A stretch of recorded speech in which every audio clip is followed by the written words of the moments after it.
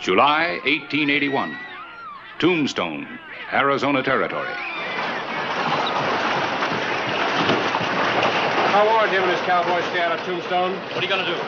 You get a rifle and get up on that roof. You can't face them alone. I said get a rifle.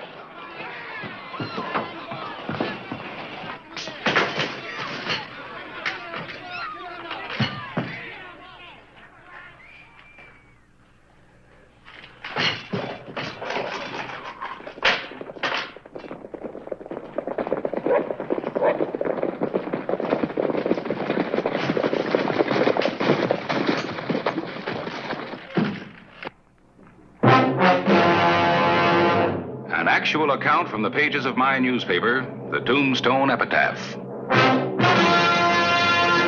This is the way it happened, in the town too tough to die.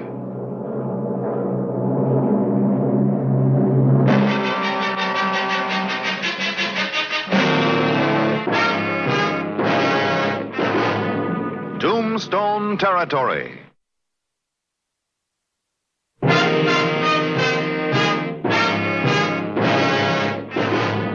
The sheriff of Tombstone met head-on with influential, almost legendary cattle king from Galeno, Hody Taylor.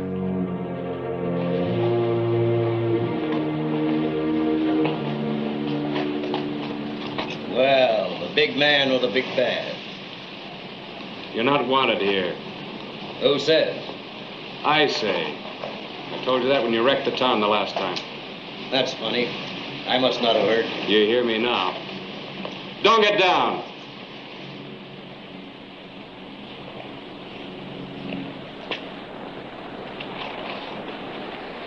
See that my horse gets some water.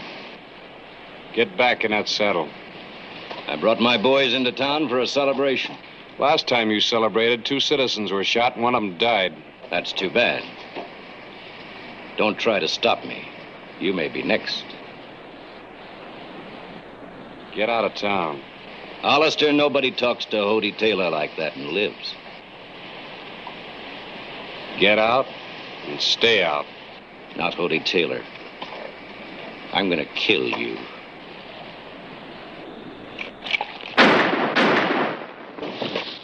Drop those guns! Now turn around and start riding.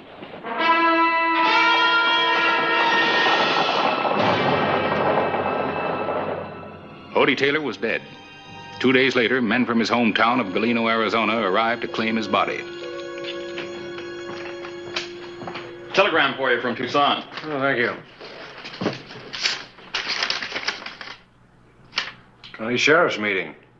Don't give me much time. We just had a meeting a few months ago. It looks like they're getting more frequent.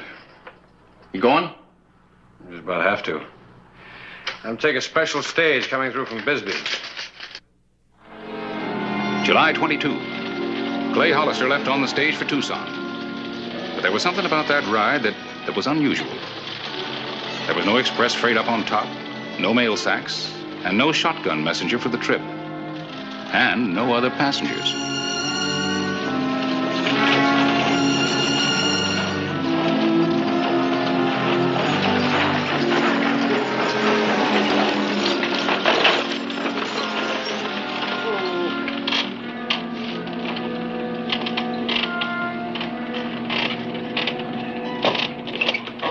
I gotta pick up a shipment. Why don't you get out and stretch your legs for a while?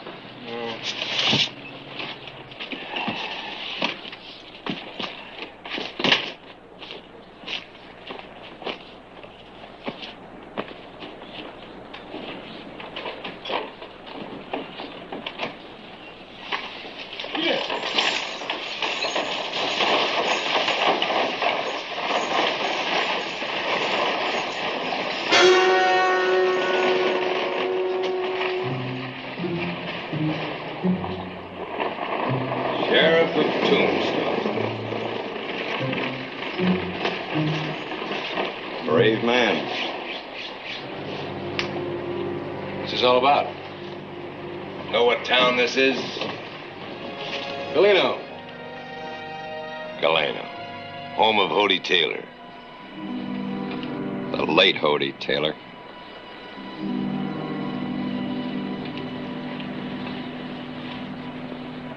can see I'm going to be a little bit late for my meeting in Tucson. We sent you that telegram. We arranged for the stagecoach. Why? We figured if we just plain invited you, you might not come. Yeah. We wanted everybody in Galeno to see you close up. All this for Hody Taylor? That's right, mister.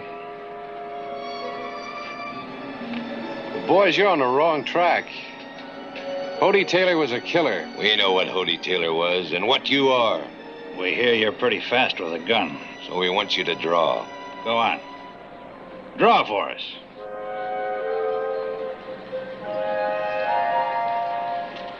I got no reason to draw. You had no reason to draw on Hody Taylor. He forced it. We know your kind, Hollister. A gunslinger with a badge. Quick trigger sheriff. Shoot first. Ask questions later. Draw. You gonna shoot me down? Draw, because if you don't...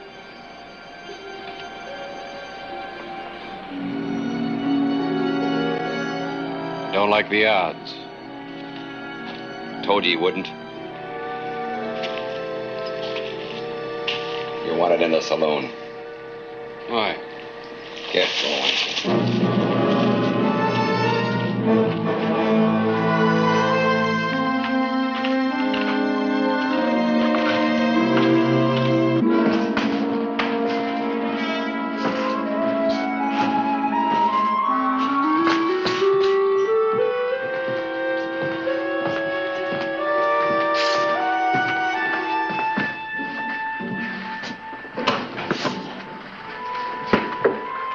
Take his guns.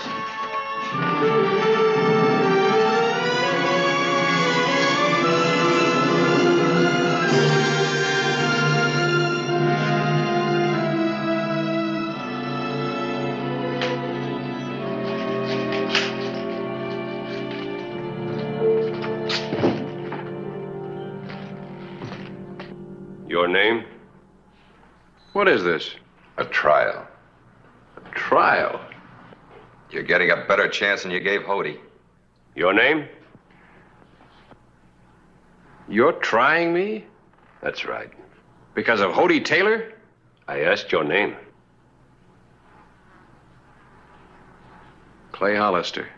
Occupation? Peace officer. Peace officer! This trial will be conducted in an orderly manner. Clay Hollister, you are hereby charged with the murder of Hody Taylor. Hody Taylor was killed while resisting the law. Hody Taylor never broke no law in his life. I don't believe you really knew Hody Taylor. These people did. He built a school here. With his own money. 2 of my children go to that school. I have 3. They wouldn't be getting an education if it wasn't for Hody. He built the church, too, and gave it to our town. His town.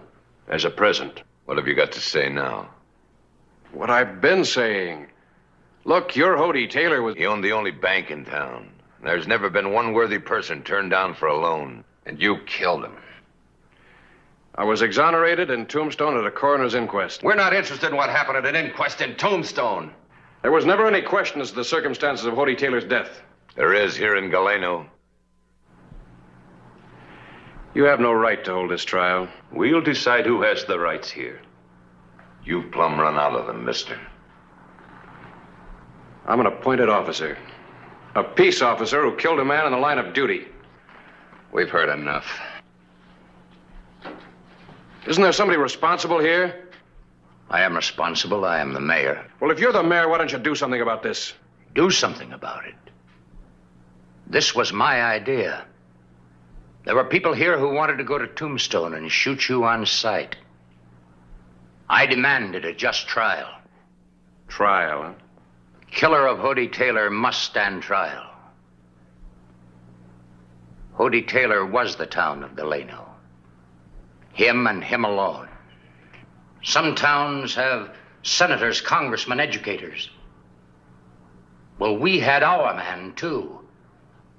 A man we loved and respected, and you killed him. You use the word trial, but you pass sentence in advance. This is the worst kind of kangaroo court. This trial is fair in every sense. Huh?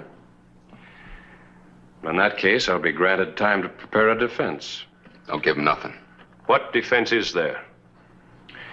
I want until tomorrow and permission to use the telegraph office. Telegraph office? I still say don't give him anything. I move that his request be granted. I second the motion. You can't let him use the telegraph office? He'll wire for outside help. I believe the motion is carried. This court is adjourned until 9 o'clock tomorrow morning.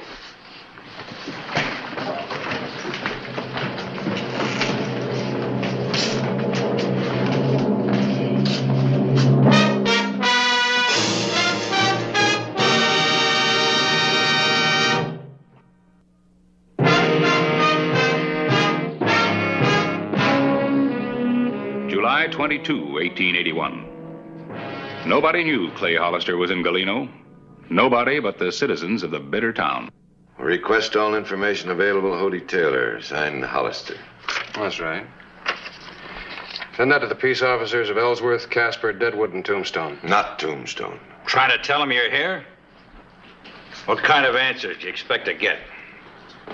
The truth. The truth about Hody Taylor will shame you to your boot tops. You know him any place except in Tombstone? No. But I know about him. Where to now? Jail. I just thought about something. Hollister's had it pretty easy so far. Wouldn't be right to rough him up. Not with him wearing those. Isn't what I have in mind. No? Let's take him out to Hody's ranch. Let him look into the eyes of Hody's widow. Let him stand there and tell her he's the one who shot her husband down. We'll do it.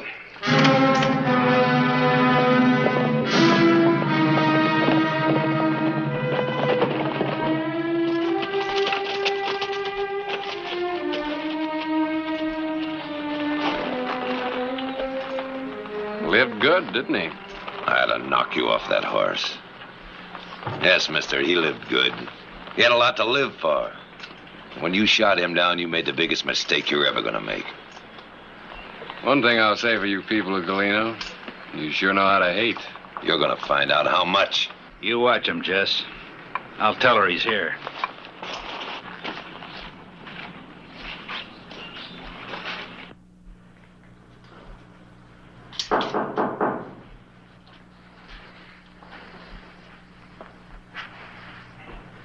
Come in. Excuse me, Mrs. Taylor, but there's somebody out there you might or might not want to see. I thought I'd better ask you first. Who is it? Man who shot him. No, why would I want to see that killer? What's he doing in Galeno? You didn't think we'd let Hody's murder go unpunished? I suppose not. But the man is sheriff of Tombstone, isn't he? We don't care who he is or what he is. We've given him a day to make a defense. First thing tomorrow morning, there'll be a trial. Everything legal. What you mean is that you're going to hang him legally. Yes, ma'am. Tribute to your husband. I've changed my mind. I'll see him.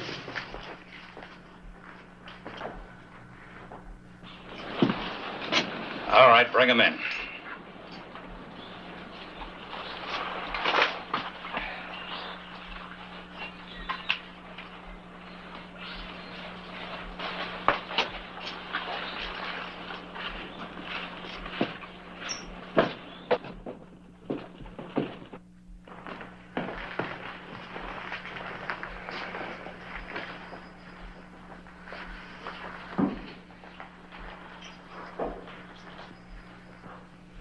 Ain't you got something to say?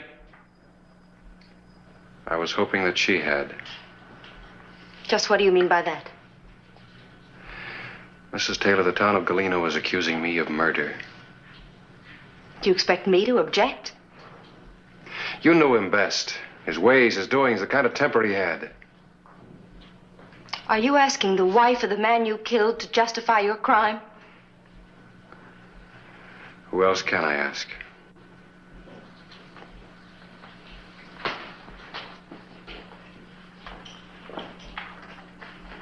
I've loved one man, and only one. This is his house. The things you see are his. Treasures, mementos, trophies. Mrs. Taylor, Don't talk. Your gun has taken all this from me. These things, and him, forever. Even the town that was his. I'm leaving here tomorrow morning because I don't belong here anymore. To the things or to the people that were his. Apologize to her. I'm sorry this had to happen. You made it happen. Hody Taylor made it happen.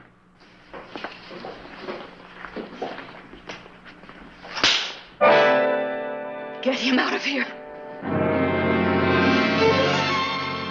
You got a nerve thinking she'd help you? I almost lost my temper, and I'm about to lose it again. You lost your temper the day Hody Taylor died. You and everybody else in this town.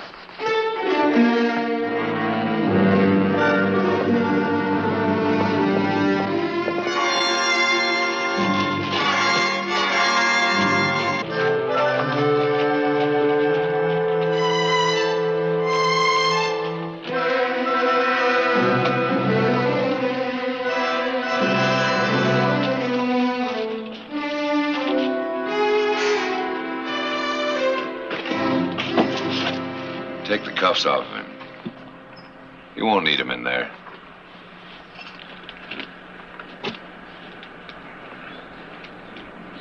You're getting kind of heavy.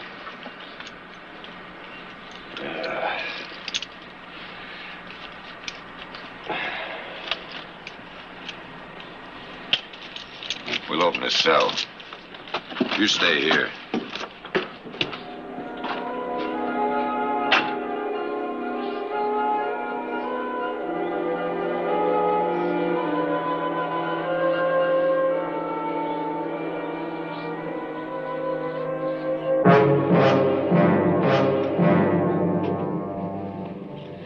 Trying to make a run for it, Hollister?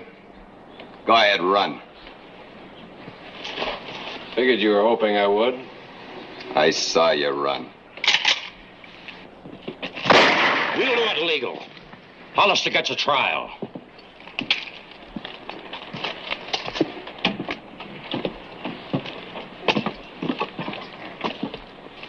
You should have run for it. It'd have been quicker.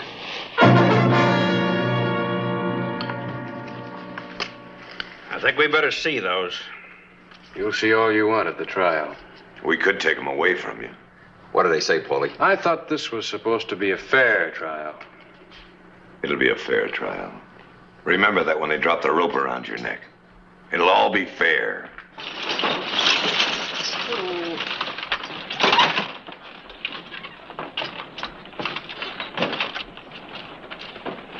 Good morning, Mrs. Taylor. Good morning, gentlemen. Morning. You still determined to leave us?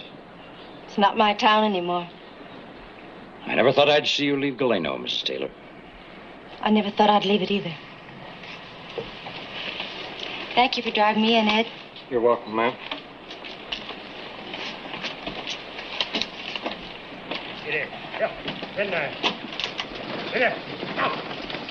What's that for?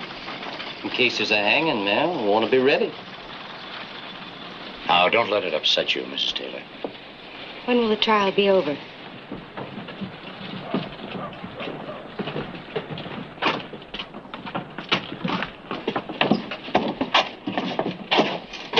She ain't gonna help you. Nobody is.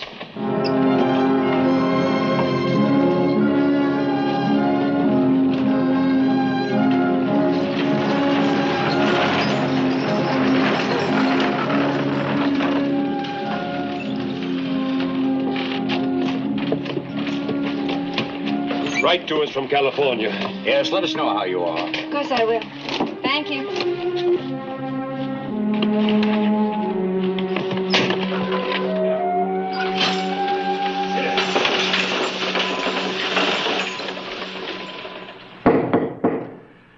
This trial is now continuing, and there will be no more delays, no matter what the reasons are. If you have a defense, you'd better make it. All right. Here it is. Subject received cattle rustling amnesty during the Civil War from Union forces in order to become a Union raider. Subject was subsequently cashiered from his unit for shooting a superior officer. Subject wanted for murder in Ellsworth, Kansas. Subject wanted for holdup and killings, Deadwood, South Dakota. Subject wanted for more killings, southeastern Wyoming. Subject eluded capture, whereabouts unknown. Any other evidence? Or are you through now? Well, isn't that enough? No, it ain't enough. Well, all right. Yes, there is more evidence. There it is. Read it. Read it for yourself. It's all there. Names, dates, places. It ain't enough because we don't believe it. The men that sent him are just trying to protect another killer hiding behind a badge. Hody Taylor wasn't any of those things. They're all lies. Lies. I say let's hang him. Hold it! I'm going to take a couple of you with me, and I know just which one. I had to come back. I want to know what his defense is. It doesn't matter, Mrs. Taylor. It was all lies. Was it?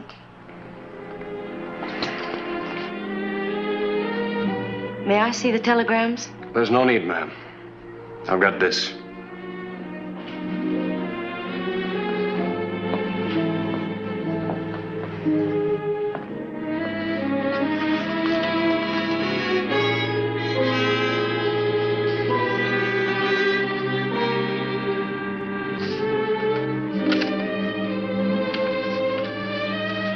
Hody Taylor was your hero. What do you think he was to me? I loved him far more, I'm sure, than any of you. But there's been enough bloodshed. These telegrams told of his lust for power, his greed, his crushing people to amass a fortune, and of the men he has killed. And they are true. For that is the truth. Hody Taylor was not the man you knew him to be, except here in Galeno. But this town wasn't his home. It was his conscience. It was his way, his excuse to forgive himself for everything he had done before. He used to boast about that. But only to me. He boasted of his conquests and his killings.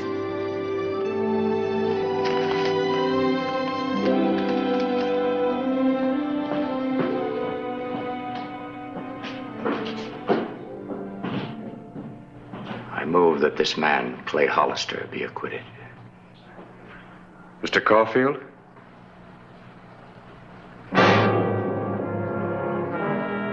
Move a second.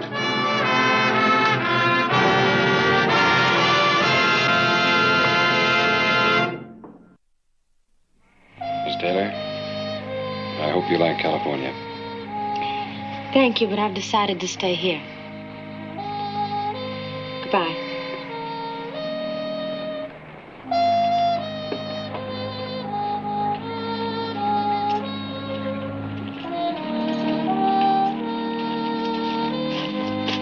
See that the horse is returned.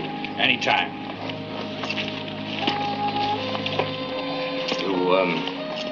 You intend bringing charges as a result of any of this? No. This isn't a bad little town now.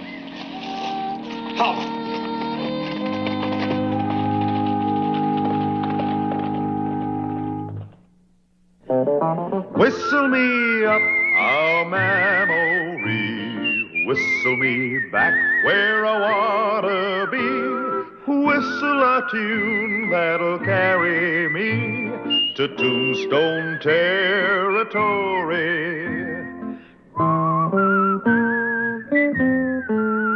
If your past has run afoul of the law, it's a handy place to be, 'cause your future's just as good as your draw in Tombstone territory.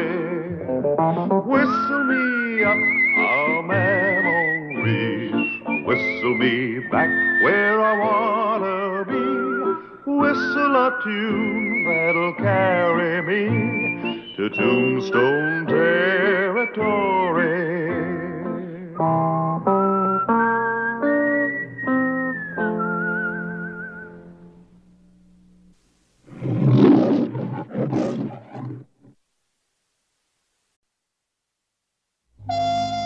The railroad north of Tombstone, Arizona Territory, May 26, 1889.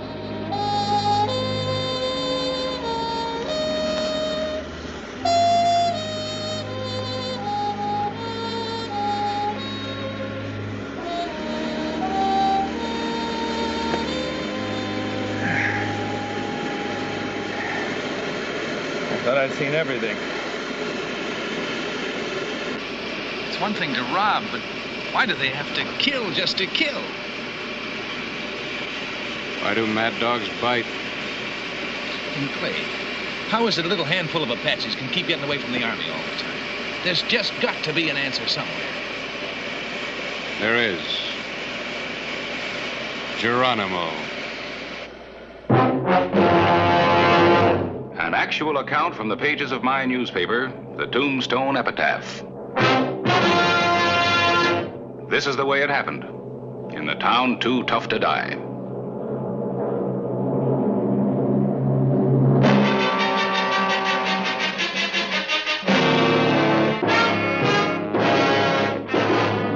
Tombstone Territory. May 29, 1889. News of Geronimo's return across the border from his lair in the Sierra Madres brought bitter memories and grim determination to the people of the territory. Memories of blood and death, and a determination to destroy once and for all the menace of the renegade Apache and his followers. The 6th Mexican Infantry under Colonel Lorenzo are stationed along the border to check any moves south the hostiles might make. We know Geronimo is somewhere in this area. It means he's cut off from his regular sources of weapons and supplies. Now, what ammunition he had must be running low by now. Probably why he hit the quartermaster's supply train. Fortunately, there was no ammunition aboard. Meaning that sooner or later he's going to have to take chances he'd ordinarily try to avoid. We're well aware of that, Hollister. I'd like to get to the point. All right. General Crook has evolved a plan. Each town will form a patrol unit under the direction of local authorities. These units will patrol different areas until the hostiles are sighted. That's a good plan. Yes.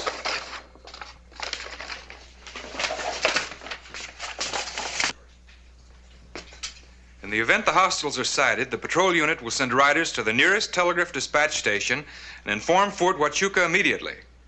Then maintain visual contact with the enemy until relieved by the punitive troops. Well, Lieutenant, if we see the Indians, you can bet they're going to see us. And by the time your punitive troops get into action, Geronimo will be miles away. Just a pair of braves can hold back a small patrol until he's clear. A rear guard action? That's right. You give this ignorant savage a great deal of credit. Well, maybe you don't give him enough.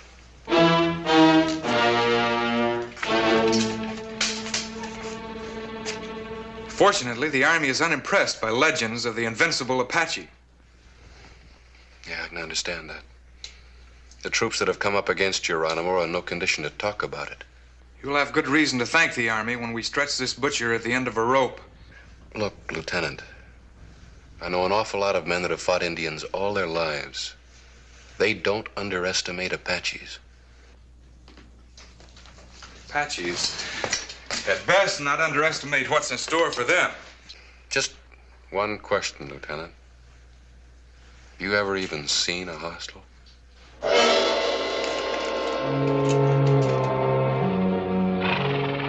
June 2, 1889. Sheriff Hollister and his men had relentlessly scoured the mountains for the wily murderer Geronimo.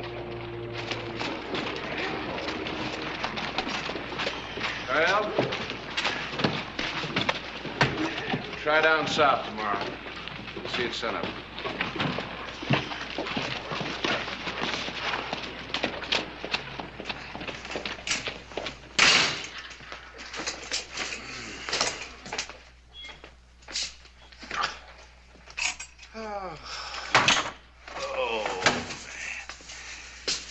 Always good to get those boots off. You know, it's a funny thing. Most people get their backside sore straddling a horse 8 to 10 hours a day. But with me, it's my feet. Never could understand that. Well, maybe it's because you keep trying to put those size 12 feet of yours in the size 9 boots. What, Clay? Oh, shucks. Don't your feet ever get sore? Yeah, I just get saddle sore. You better get some supper. Get to bed. Sun up, remember? Yeah. Wonder if that Geronimo ever sleeps. Yeah, I know. If he does, I'd sure hate to have his dreams. Dover's Pool Palace on the edge of town. Geronimo. The bold renegade Apache had taken a liking to white man's ways. He showed his contempt for the army and law by playing pool under their very noses.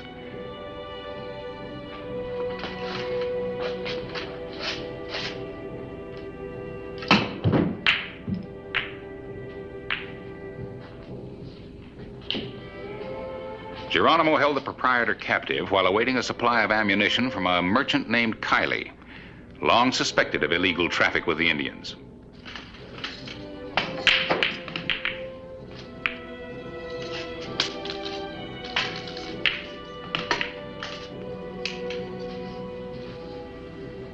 Geronimo?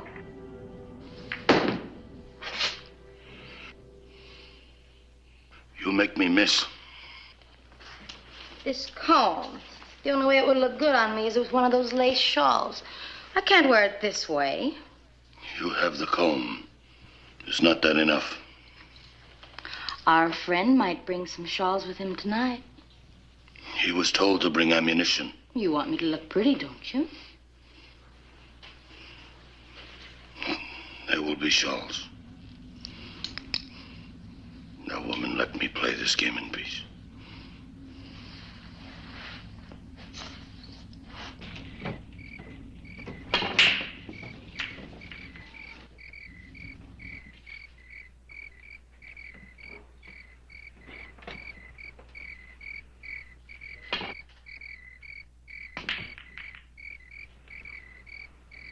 Geronimo.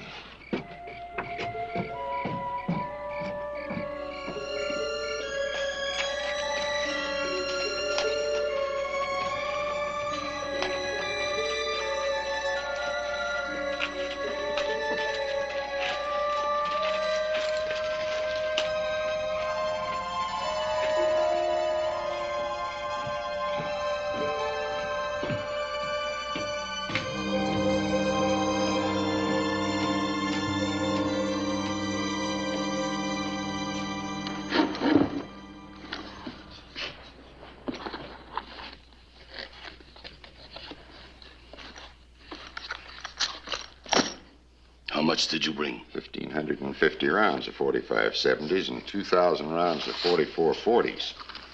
That's better than I thought I could do. It's hard to get prime quality ammunition in such quantities. But I know you want the best for your warriors, and that's what I brought. Anything less would not be wise. I think you understand that. I'd never sell you anything but the best. Never. The agreed amount. Thank you, Geronimo. A man likes to know his friends appreciate him. The shawls? Let us consider these womanly things a token of your friendship, friend. I consider it an honor, Geronimo. Take these.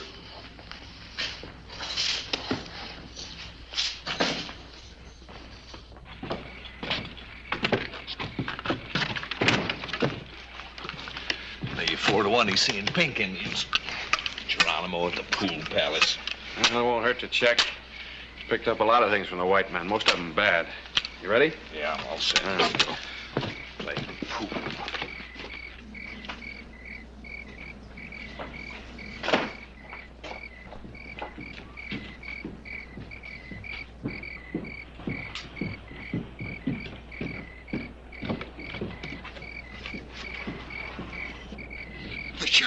The sheriff. Tell Geronimo the sheriff's coming.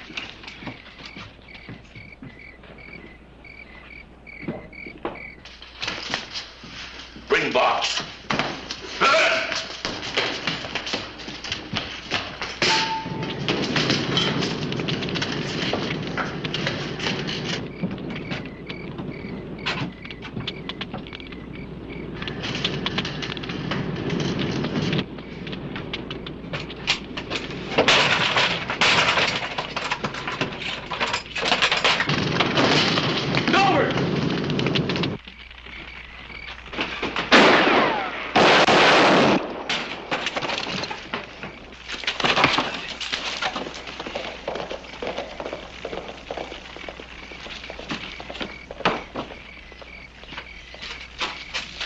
Come on out of there with your hands up.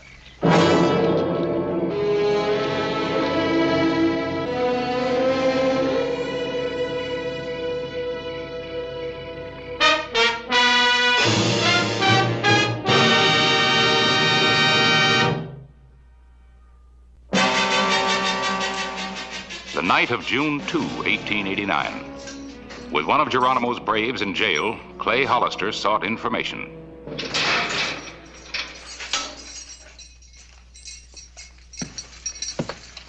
Sit down.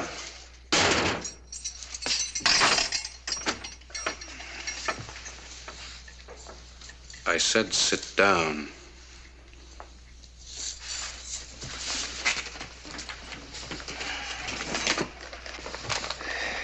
How long have you known Geronimo? Answer me. You don't have no right to arrest me. It's not against the law to know Geronimo. It is against the law to provide hostiles with weapons. I don't do that. You made contact with Kylie so that Geronimo could get the ammunition. How can you wear that? I have a right to wear it. It's mine. I suppose he gave you that, too? He gave me everything. Does that suit you? I wonder how many women died so that you could wear the jewelry stripped from their bodies. You try to scare me. It won't work, Mr. Sheriff. I think you and Geronimo deserve each other. Went to Kylie's store, Clay. Afraid it was no use. Too late? Yeah. Time we got there, he phoned the coop. The store was wide open and the cash box on the counter was empty. Well, he won't get far. Learn anything? Well, let's lock her up. No, Jimmy. Give her a junk and get her out of here. You heard what he said. Pick up your stuff.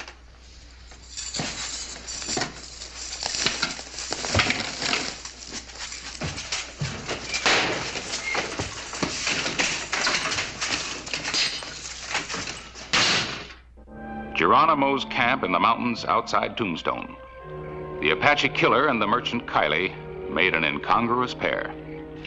I stayed as long as I dared, Geronimo, but when I heard they'd found that ammunition case, I had to work fast. I only managed to save a few dollars. I don't know what's going to happen to me now. My braves. What of them? Tell me. One's dead and one's in jail. But what'll happen to me? My business is gone. My good name. It's terrible. You've got to help me, Geronimo. Lend me money so I can start someplace else. Now, Indians believe in helping a friend in trouble, and you know, I've always been a friend of your people. Always a fair deal and the best merchandise. My people do all for those they know. Who are their friends? Seize this carrion. No, Geronimo, I am your friend. Friend, to you, the Indian is nothing more than a fool. To be cheated, robbed of what little he has. No, no. Kill him. No, Geronimo. Geronimo.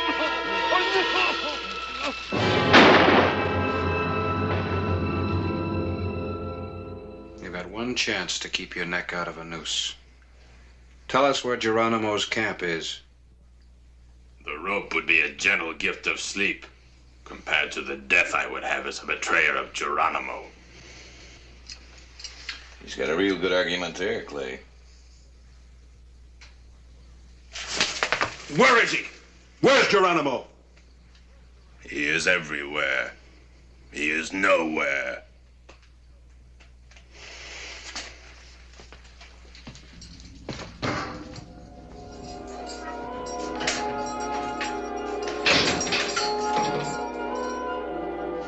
The morning of June 3. 4 miners stumbled into Geronimo's hands.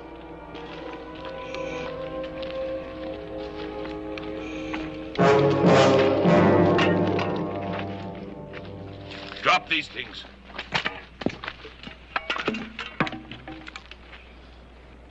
One of my braves has been slain. I will kill 2 white men in return. These 2.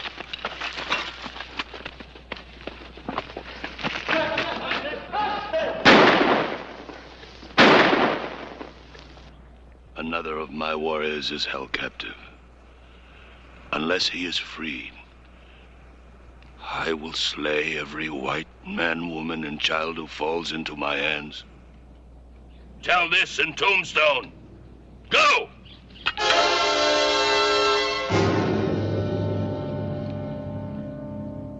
The afternoon of June 3.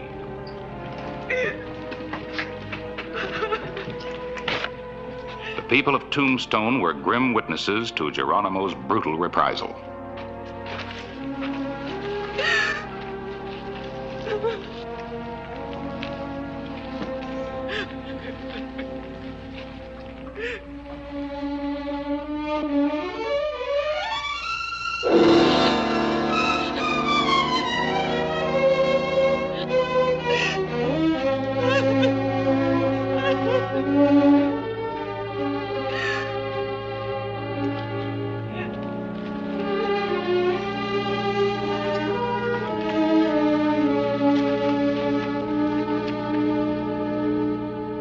June 4, 1889. Lieutenant Forsyth and his patrols had made no contact with Geronimo. He came to claim the prisoner. My instructions are to guard your Indian prisoner until a detachment arrives to take him into military custody. Those orders are direct from the commanding officer. That brave isn't free. A lot of innocent people are going to get killed. Miners, homesteaders. Must be hundreds of them in the hills around here, and Geronimo will slaughter them as fast as he can find them. I gotta let him go. You're making a mistake. A bad one. You know I intend to make a full report. Well, the telegraph office is still open. Help yourself. I intend to.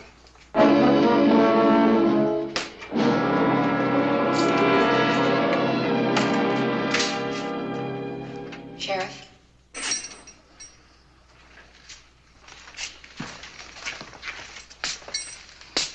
What do you want? I've come to show you where Geronimo is. Where is he? About a 20-minute ride from here. He's been raiding by night. Now he sleeps. How many men has he got with him? Usually 3 or 4. He depends on secrecy to protect his hiding place. Secrecy and fear. All right, now listen to me. You'll find an army officer down at the telegraph office. Tell him exactly what you've told me. I'll meet you there with my deputy and we'll ride out together. Now go on. Woman, you will die.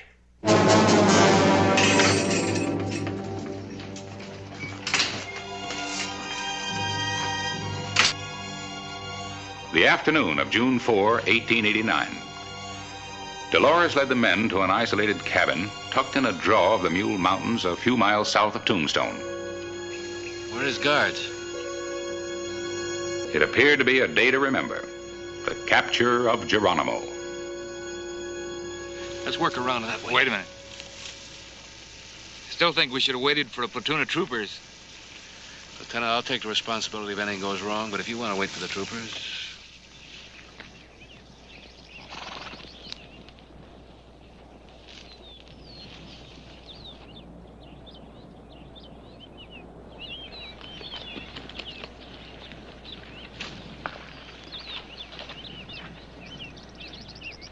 We gotta get him before he knows what hit him. Otherwise, we'll get it from both sides. Simple enough. We'll pick him off from the window. And we'll get the rest from inside when they come up to see what's happened. A perfect cul-de-sac. Look, Lieutenant, the job is to get him in. The federal court will take care of him after that. All right, there's only one door, so here's what we'll do. Jimmy? I'm not one of your deputies. Jimmy? Yeah. You and I'll take the front. Right. If Lieutenant Forsyth will be good enough to keep an eye on that window.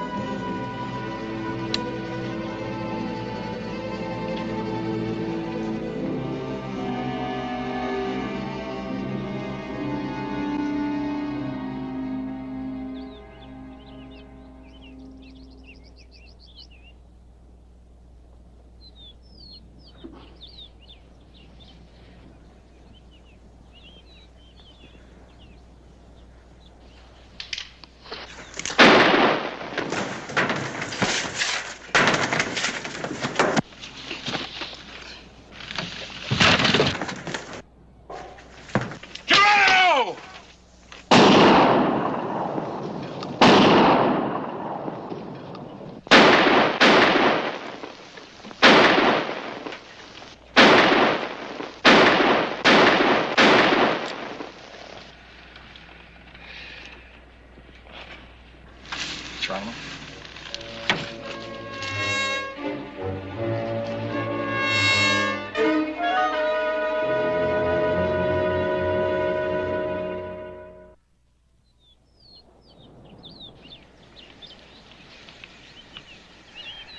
I gave him both barrels, Jimmy. No man can live with a load of lead like that in him. It's not the first time he's walked away with a hole in him that would kill a horse. Well, maybe next time, Clay. Maybe. Thing is, how come a killer like him leads a charmed life?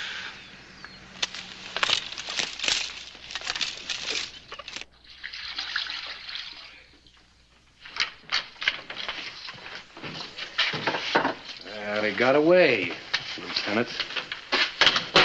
You almost had your moment of glory. What's your report gonna say? It wasn't. I made an error in judgment. I shall report it as such. You know, Clay, her life ain't gonna be worth a chewed plug as long as Geronimo's running loose. We'll see that you're protected. You have my word. There's no need for that, Sheriff. I found what really matters once more. It'll be good to return. To return? To where I was raised as a child. To the convent of St. Teresa. Dolores returned to the convent of Santa Teresa.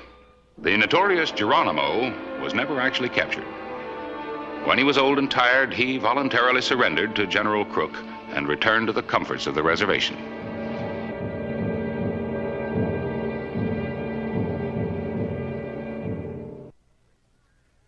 Whistle me up a memory, whistle me back where I wanna be.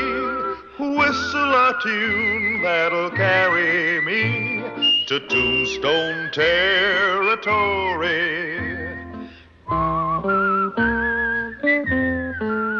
If your past has run afoul of the law, it's a handy place to be.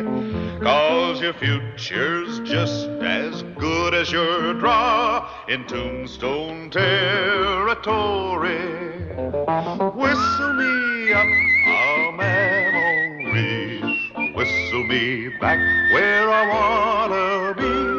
Whistle a tune that'll carry me to Tombstone territory.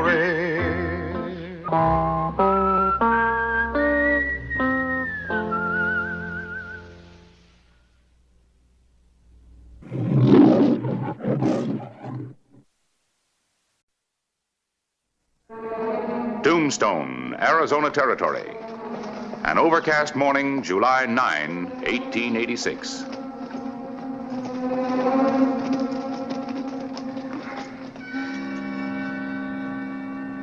I still think you're making a mistake, Logan. What if Hollister and his posse happen to come by? The lead in my shoulder's getting too heavy to carry. Give me the saddlebags, man. Come on. The way you act, someone could say you don't trust us. $10,000 is a lot of temptation. I wouldn't want you boys running out on me. Oh, we'll be around. We'll be back Wednesday morning. And you better be there. I'll be there.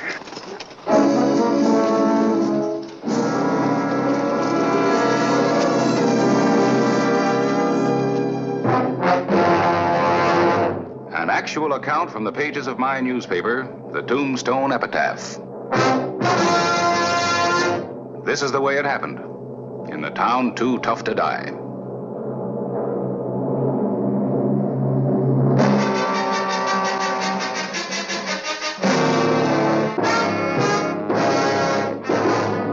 Tombstone Territory.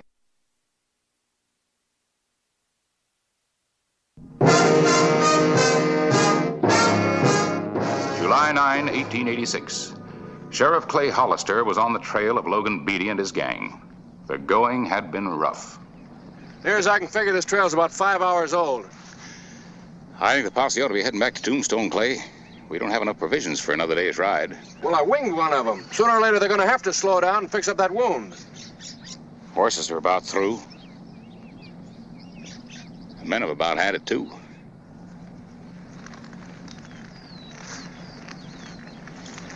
All right. You men head back for Tombstone. Now, what about you, Clay? I get some provisions at the Danbury Ranch, then ride into Fairbanks, get a fresh posse there. Much obliged for your help, Paris. I'll check with you when I get back.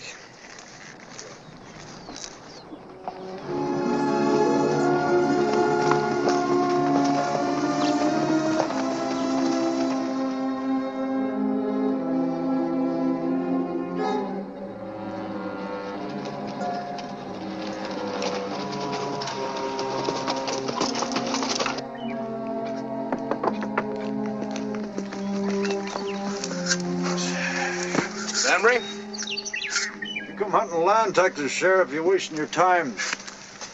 You got no money. No, it's nothing like that. I was hoping you could let me have some provisions. I'd be willing to pay. Pleasure to be of service to the law. As long as you get paid for the effort. What do you get for a drink of water? Water's free.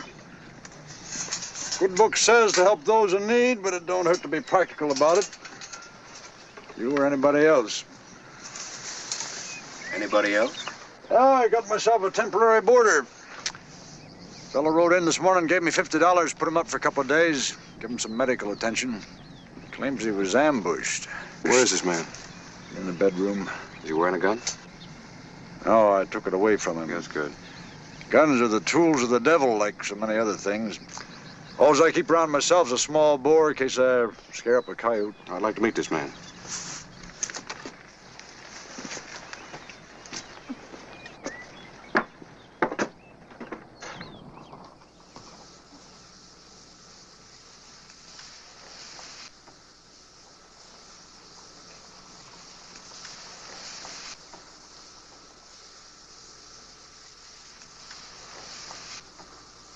Were you ever in Kansas City, Miss Danbury? No. They got a store there sells nothing but dresses. Really? Yeah. Does everyone make jokes all the time like you do? No, I'm the funniest man that was ever in Kansas City. Someday I ought to go there. You won't be going for a while, Logan. Hello, Hollister. Just rest easy.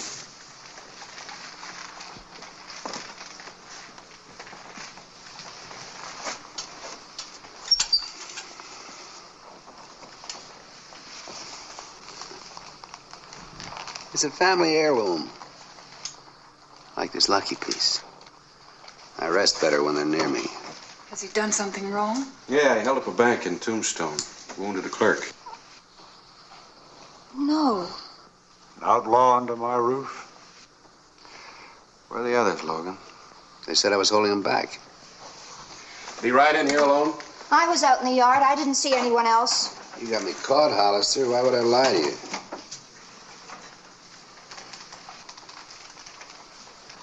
They ran off and left you, huh?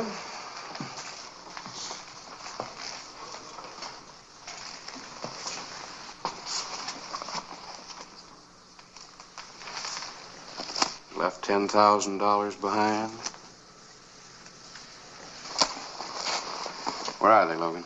Sheriff, can't you question him later? He's in pain. As you sow, so shall you reap. Yeah, he reaped all right.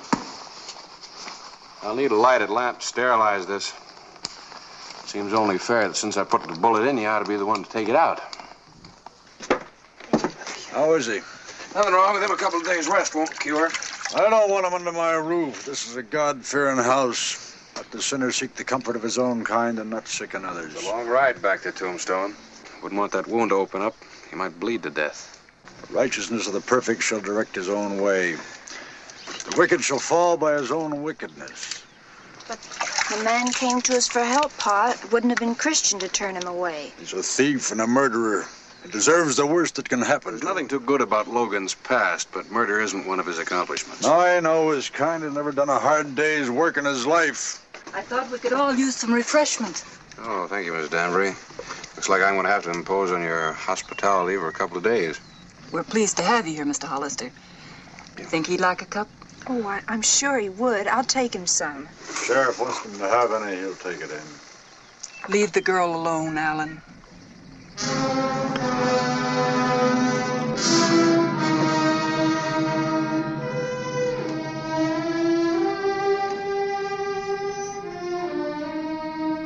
The morning of Wednesday, July 11, 1886.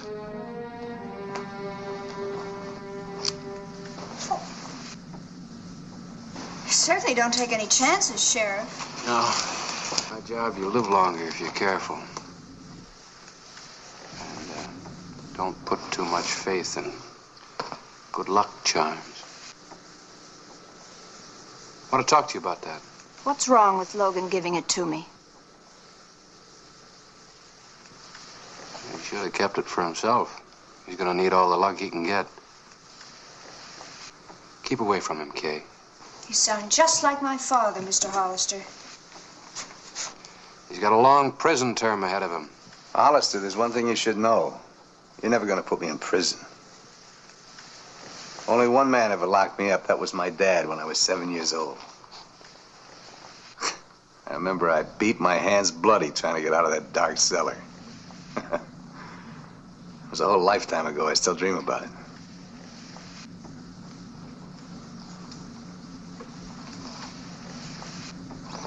I've decided to take you back to Tombstone today. You look well enough to travel.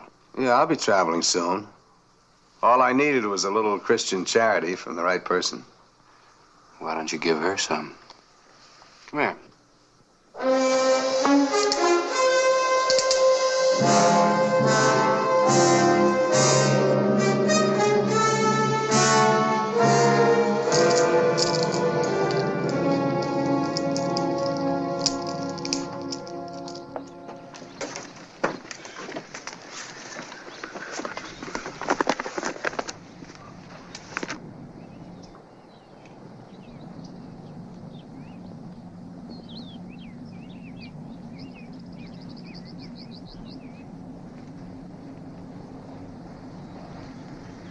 I'll never forget you. Bye. All right, Logan, let's go.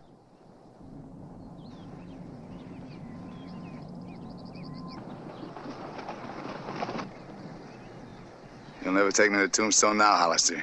You're a day late. Yesterday you might have made it, but today, those are my boys. Back in the house. Everybody. Move!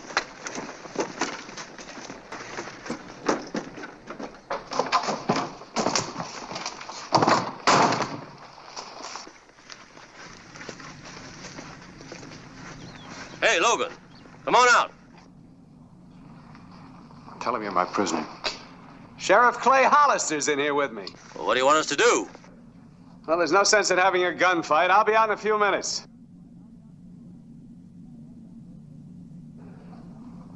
You see, Sheriff, I'm your prisoner, but you're my prisoner in a way. We can't wait out there forever. Sooner or later, Sheriff, don't make me shoot you. But I will if I have to. You taking leave of your senses, girl? I want to go with you. Your father's right. You've taken leave of your senses. I can't take you with me, don't you see? For the first time in my life, I do see. And I want to go with you. All right. Let's go. Try to make him understand.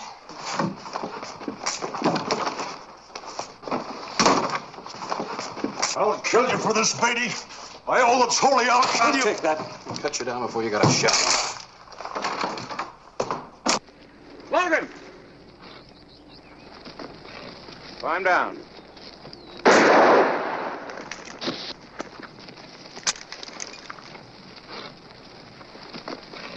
Kay! Get out of the way! Get out of the way!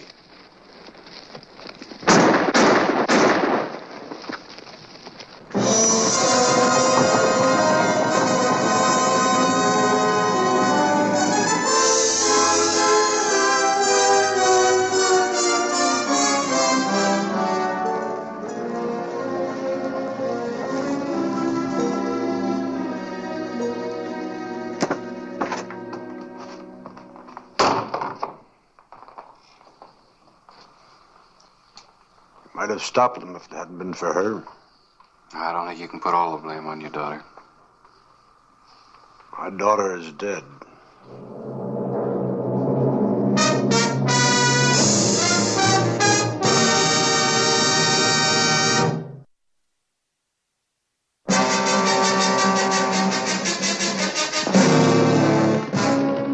The morning of July 12, 1886.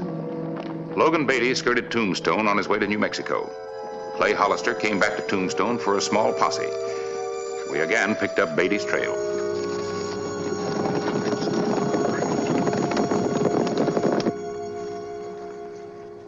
Logan. Don't be so worried. The shoulder opened up a little, that's all. Logan, you can't keep riding. You've got to stop, at least for a while. And let Hollister catch up. I'll tell you what we'll do. Yucca Flats is about 2 hours from here. We'll stop there. Come on.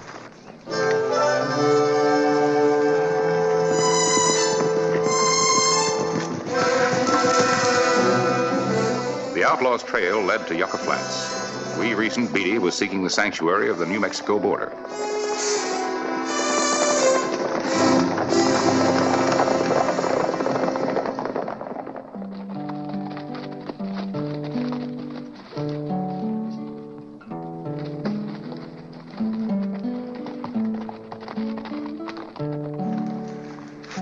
Gee, I must look a sight. You're the prettiest girl in the territory.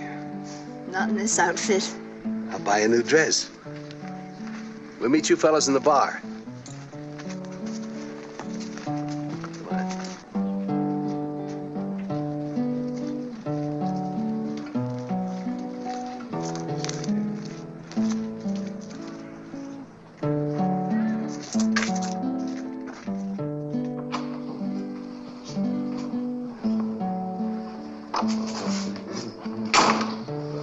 Now, please.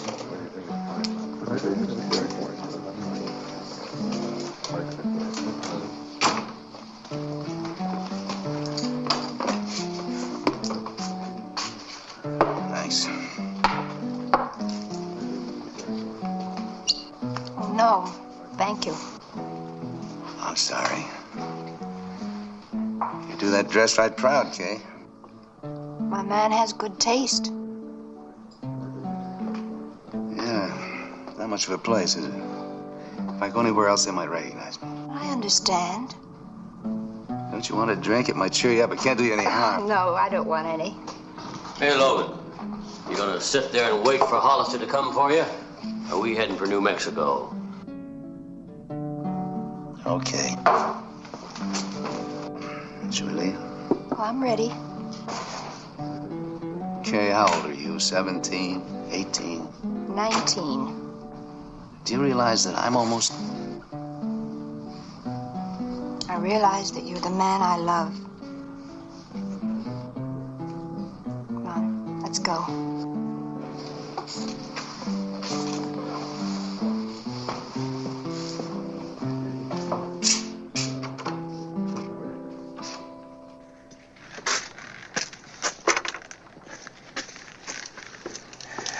They were here all right. How long ago? About an hour.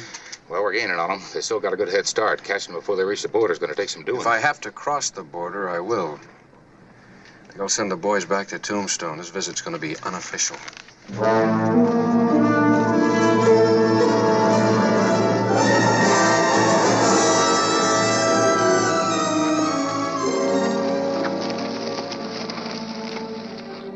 The afternoon of July 12, 1886. Red Rock, New Mexico.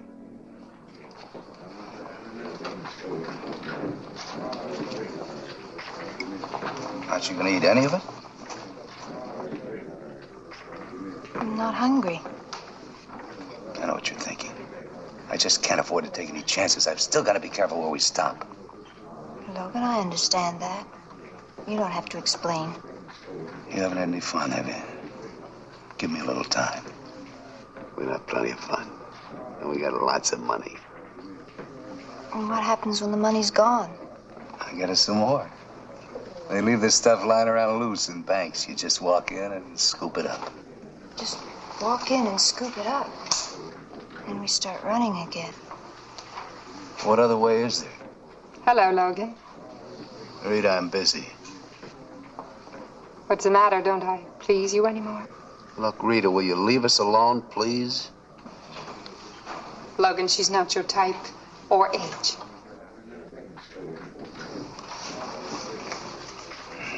I'm sorry about it.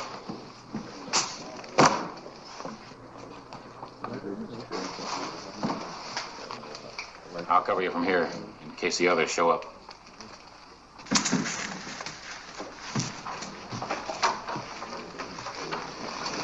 Where are your friends? My friends are hid out. They're afraid of a lawman who might forget about the law and come across the border. This is New Mexico, Hollister. You have no authority here. They have their own laws and they have nothing on me. And if you don't believe me, ask the sheriff at the bar. That doesn't prevent us from having a little talk, does it? Well, what is it to say? I want you to ride back to Tombstone with me. Whatever would make me want to do a fool thing like that? You want to make her happy? I figure the best way to do that's by staying out of jail. Taking her to places like this? Won't always be places like When has this. it ever been different? I think she deserves something better. Have you any complaints, Kay?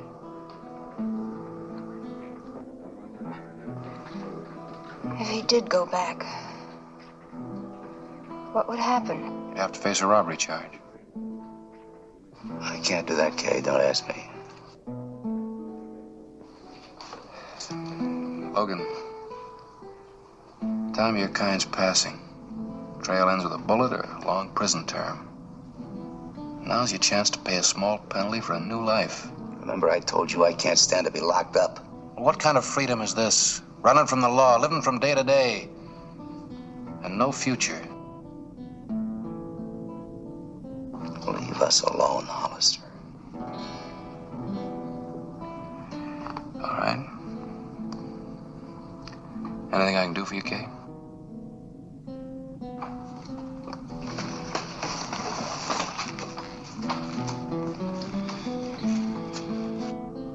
Let's go back. I can't. Logan,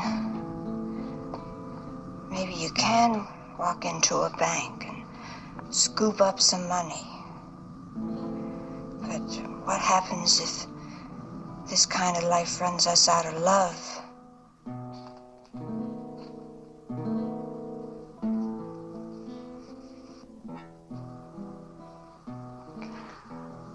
Mr. Hollister, wait. I'm going back with you. Kay. Every time that you rode off, I'd wonder if I'd ever see you alive again. And we'd end up hating each other.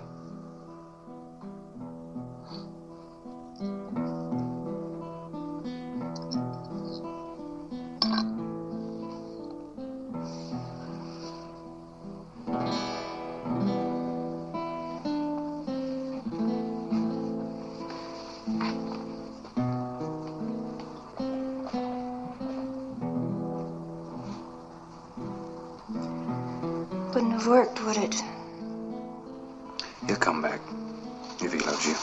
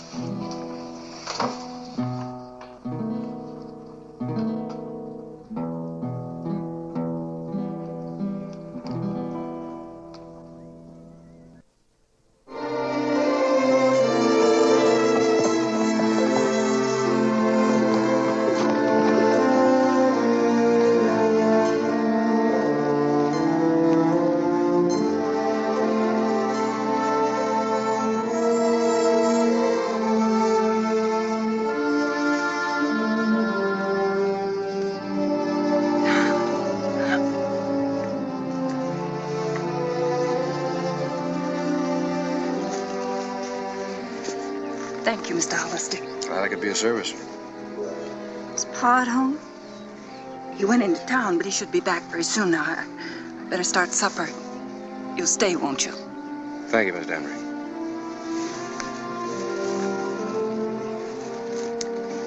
She's worried about what Pa will say. How about you? I'm not any longer. I think I'll ride out and meet him.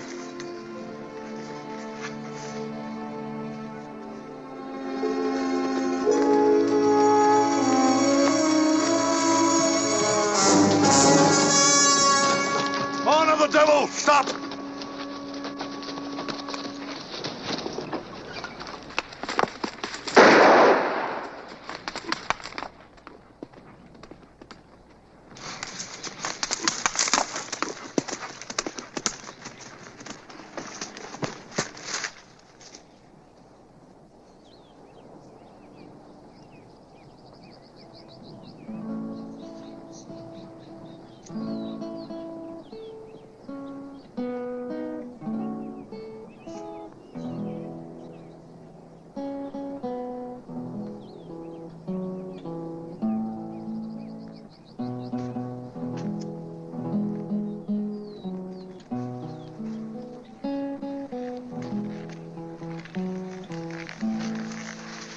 He was coming in to give himself up.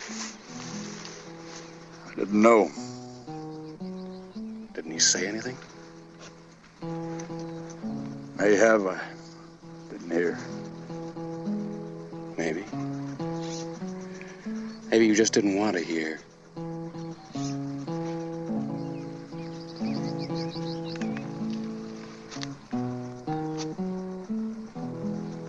How will I be judged? I don't know. But you're gonna have to tell your daughter you killed a man she loved. Here. You better give her this.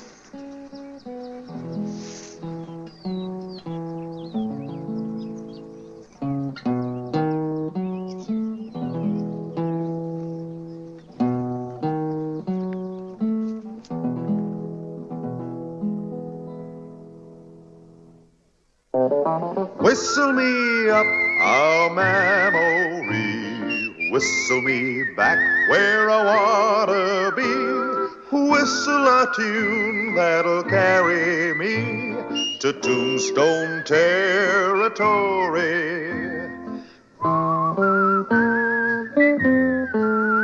If your past has run afoul of the law, it's a handy place to be. 'Cause your future's just as good as your draw in Tombstone territory. Whistle me up a memory, whistle me back where I wanna be, whistle a tune that'll carry me to Tombstone territory.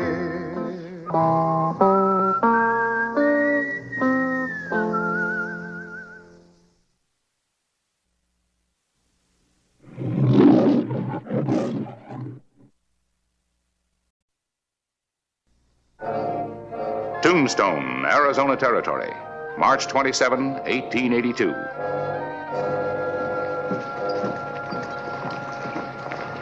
Hollister.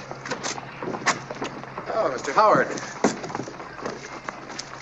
Some of us want to know what you're going to do about the outlaw element of this town. My deputies and I arrest them. But they're never convicted. They just go free to rob and kill again. Mr. Howard, I'm just the sheriff, not the judge and jury. Nobody wants to be the jury. It's too dangerous. They're afraid of what might happen if they vote to hang one of these murderers. Mr. Clyburn and I are working on that, too. He's wired Washington for military protection for him. I hope we get some action.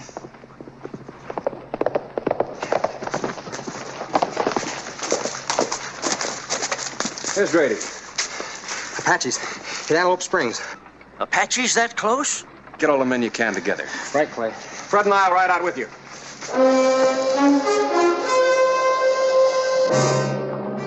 Sheriff Clay Hollister rode out with a posse to Antelope Springs, where the Apaches had made their attack.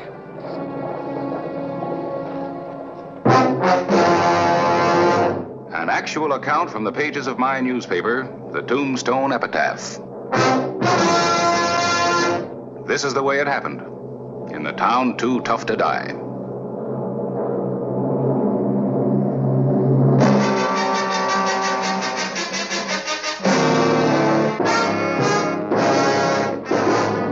Tombstone Territory. The afternoon of March 27, 1882. Sheriff Clay Hollister started his ride back from Antelope Springs. The Apaches had fled, and the sheriff had sent the posse in pursuit of the marauders. Choosing their time perfectly, two outlaws approached the mining and milling company 2 miles outside of Tombstone.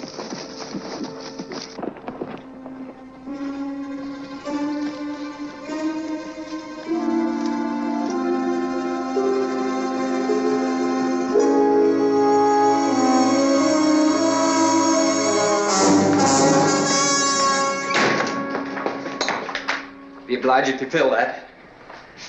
Let's have it!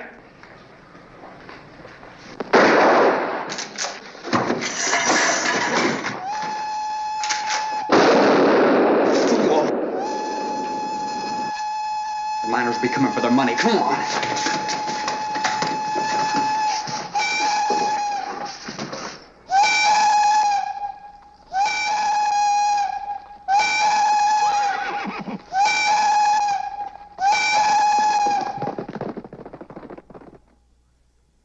I had just finished reporting the outbreak of Apache raids on outlying ranches.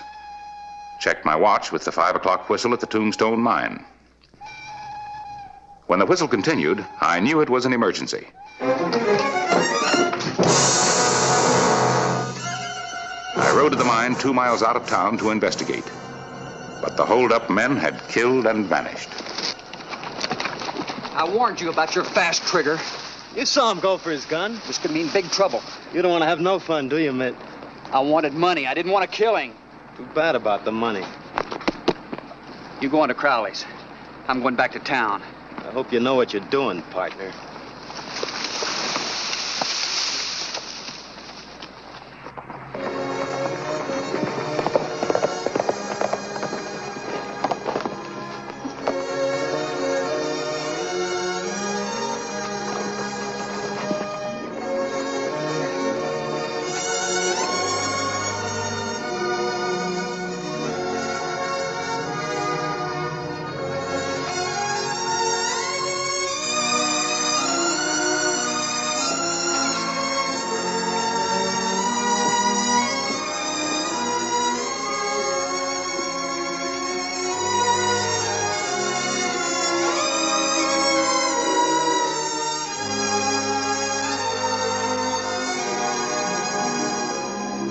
When I got back, the townspeople were demanding action.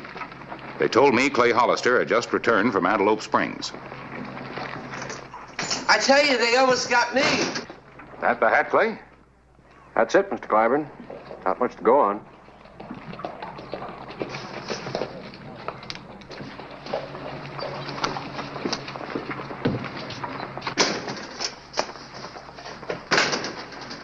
How'd it go, Brad? Rough.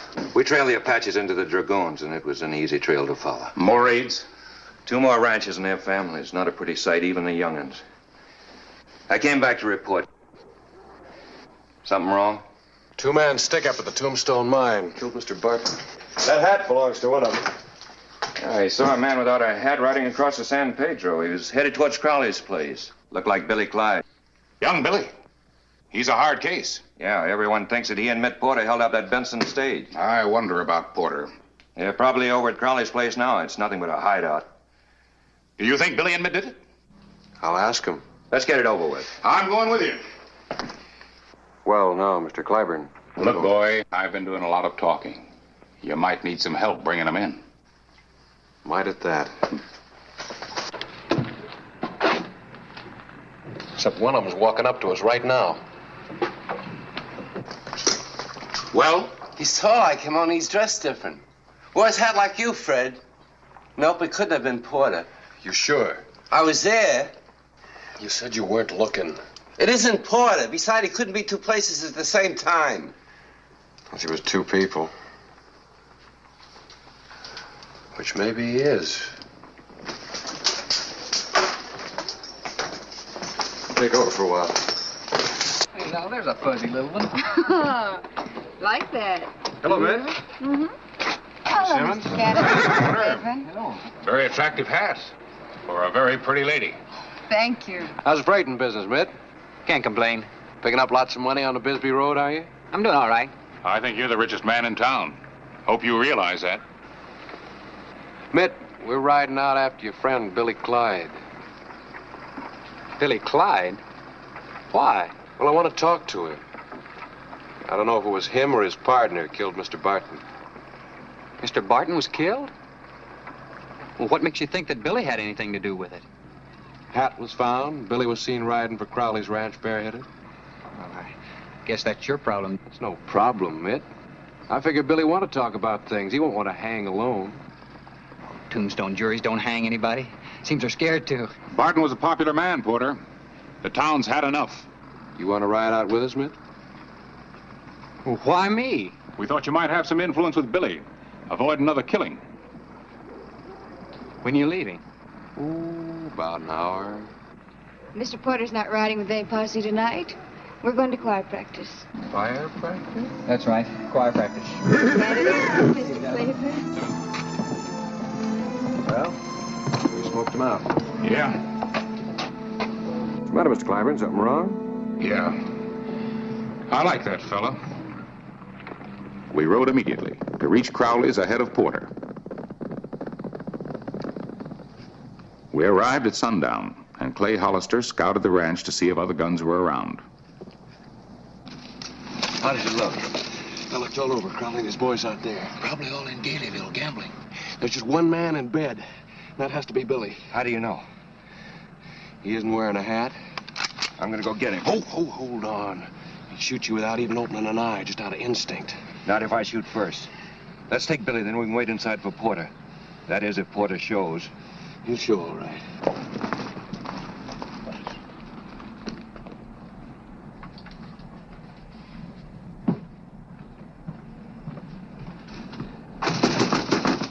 Open up, Billy. It's me, Mitt. Fred, maybe you better cover the back door. When you get up there, wait. I'll holler out and tell them they're surrounded. Wait. They're organizing a posse. You gotta get going. Where's your horse? Out in the corral? Yeah. I'll be halfway to Mexico before they get here. They wouldn't be coming, Billy, if you hadn't done that killing. Well, now, look who's preaching. I'm surprised you even come up here to warn me. That much I do owe you. But I don't trust you. I don't believe I heard rightly. You don't trust me? That's right. I figure if they get you near the end of a rope, you'll want company. What happens if you get caught? Then who talks? You could really hang me. But you won't. I think I better kill you now. You got the drop? That's right. You'd shoot? I'm bad, I admit it. You don't know what you are. Who is it? You're surrounded. That fool. Thought you were ahead of them. They said they weren't leaving for an hour. Open up in there, you're surrounded. Sure.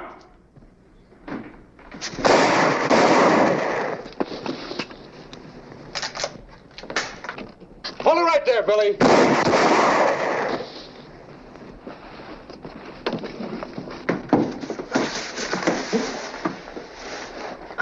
I'll cover the back.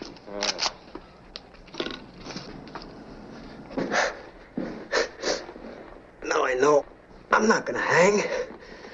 I don't know about you. Tell them you did the killing, Billy. Tell them. Tell them. You tell them.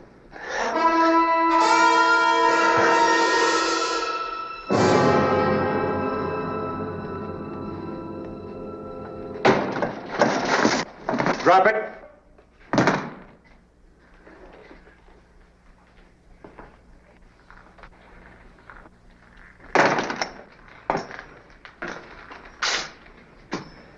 You get around, boy.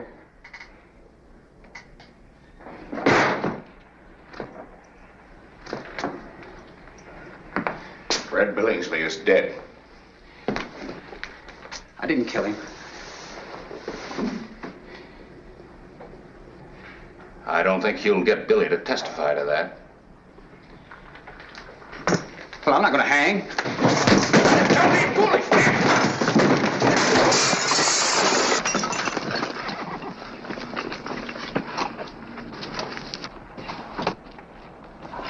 Mitt! Hold it, Mitt!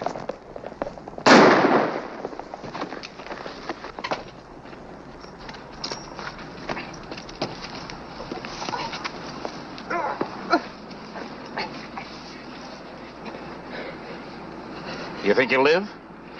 Well, he's tried for murder, and then who knows?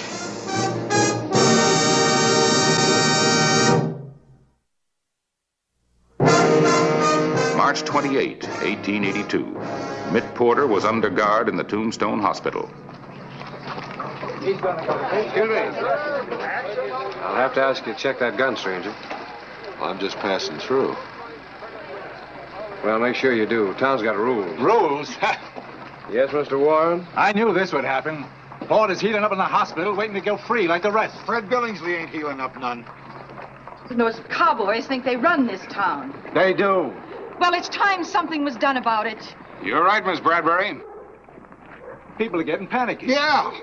Why didn't you and the editor kill Porter when you had the chance? He'll stand trial when he can get out of bed, if he ever can.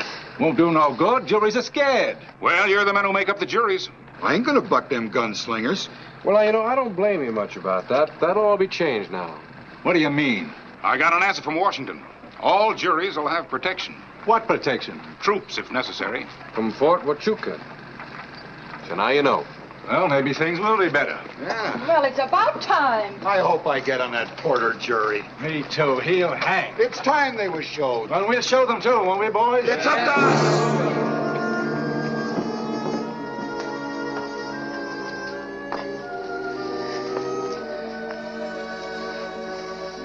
Win, I'm terribly sorry.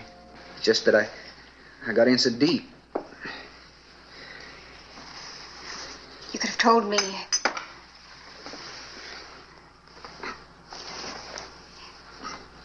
Did you kill Billingsley? No.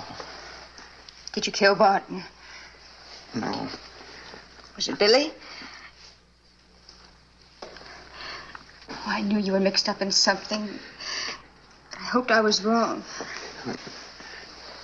When I was mixed up. But you know, it's a funny thing. When a man comes so close to dying as I did, he sees things real clear. Now I'm glad there's going to be a trial.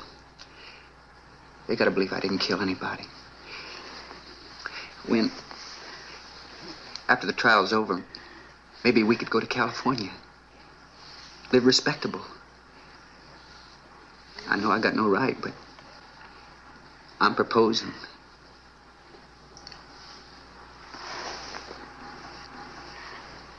I think you're delirious. I'm not going to kill him, lady. I'm his brother. I heard you were running in bad company. Stay out of this, Dave. I'm taking you back to Texas. He's staying. He's standing trial. Lady, a bloodthirsty jury can hang a man same as a lynch mob. I'm not letting them make an example out of my brother. Come on. No, Dave. Admit I heard them talking on the streets. They mean it. They want revenge. He's not going. If he stays, he swings. They're so stirred up they'll hang the first man they try. And it's not going to be him. I got horses, but I'll need some help getting him out of here, lady. Don't drag her in. You have a gun. If you use force, I'll have to help. I guess I'm forcing. You get his clothes? Everything all right in here? Couldn't be helped. Hurry up.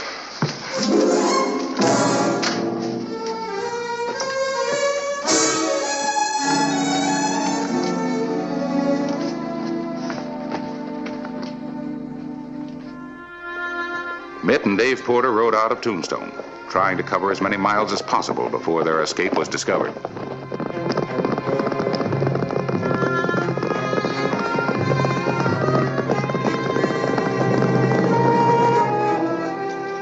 They didn't stop to rest or eat as they sought refuge in the mountains.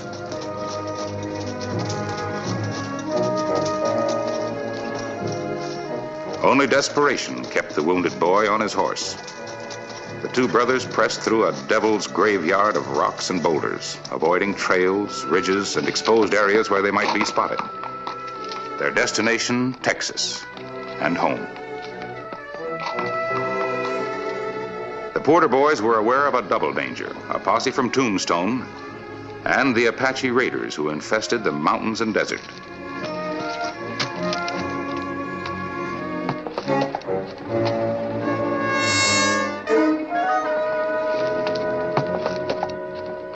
He wanted to stand trial, but his brother convinced him that he didn't have a chance. Look, it was his only way out. And I helped him.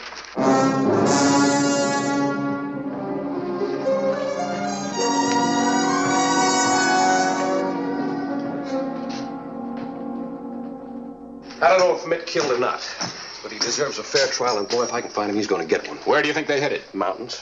Mountains all over Arizona territory, boy. Yeah, but in Mitt's condition, he can't outrun anybody in the open. My guess is they'll head for the Chiricahuas and then for Texas. The Chiricahuas? That's Apache country. He's sick, but he's no fool. But the Indians have been out in raiding parties, and Mitt knows it. I think he'll chance getting through. You sure you still want to go along? Some Indian might wind up wearing that fancy jacket. I'm going. I wouldn't go, but my hat's off to you. Hope we can keep our hats on.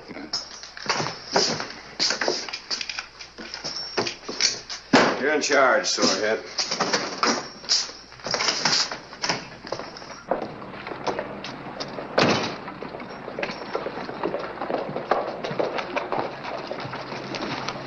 posse's on its way in. They make contact with the Apaches? They hit and run. All we did was chase them back in the mountains. Which mountains? The Chiricahuas. The afternoon of March 28. Clay Hollister and I prepared for a long, hard ride and left at once. We didn't have time to wait for the posse. The Porter boys had a big head start, and we tried to close the gap before the going got rough. But we were slowed by the rugged foothills. Their trail told Clay they were still far ahead of us. They led us into hidden ravines and box canyons known only to Indians. We tracked them into the forbidding Chiricahuas, fortress of the murderous Apaches. There was still no sign that they had stopped to rest or eat. It was no longer an easy trail to follow, and it would soon be night when all trails end.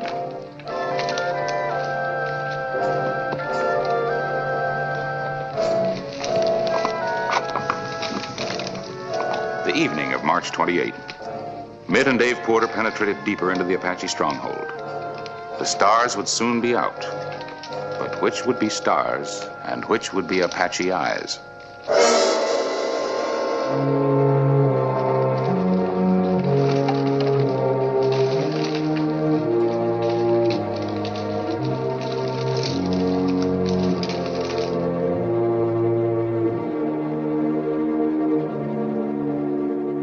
The morning of March 29.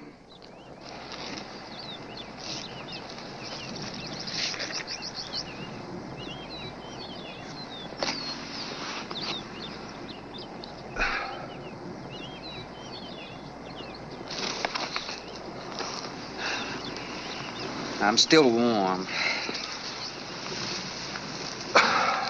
You like eating something? No, go ahead.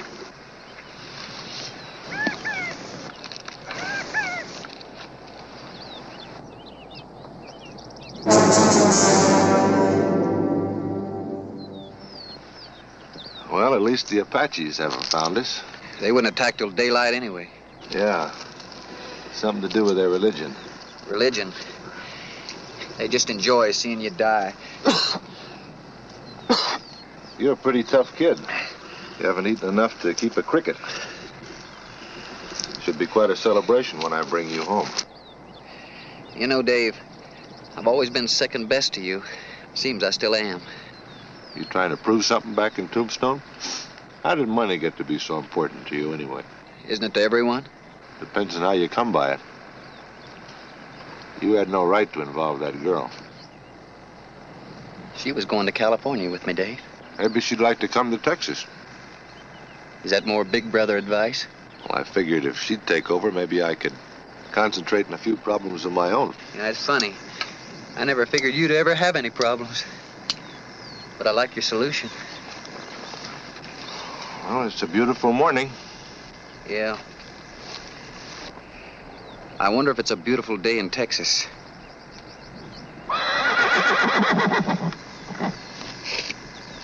Company. Posse or Apaches?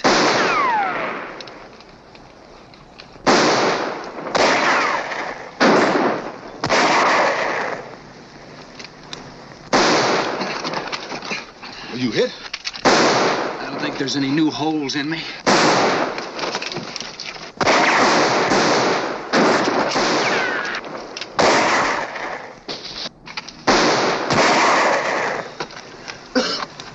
Dave. Dave. Yeah. I've never quite learned how to say this. But thanks. We'll make it. I'm out of shells. Dave, you go ahead and run for the horses. I said we'll make it. Do like I tell you. Let me be the family hero just... Mitt?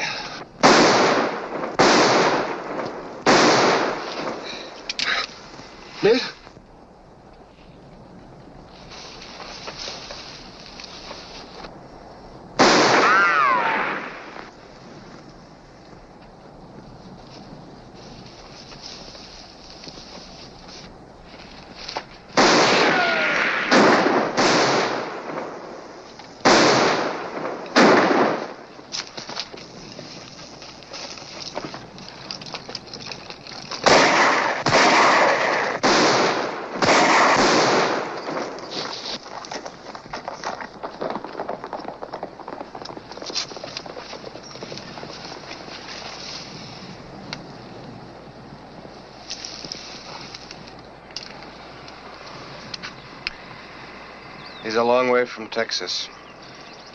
How guilty was he? How guilty the town?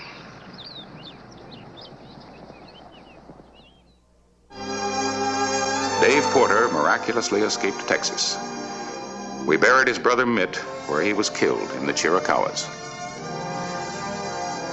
It was no happy ending to a girl's dream of home and family. But that's the way it happened. Mitt Porter made some mistakes in his young life in this young country and learned, as did many residents of Tombstone, that only the town was too tough to die.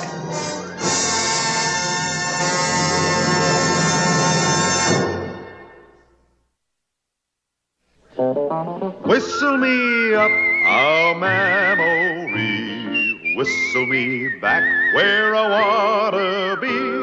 Whistle a tune that'll carry me to Tombstone territory.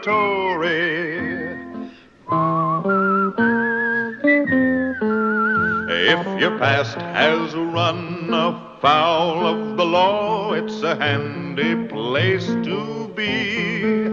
'Cause your future's just as good as your draw in Tombstone territory. Whistle me up a memory, whistle me back where I wanna be. Whistle a tune that'll carry me to Tombstone territory.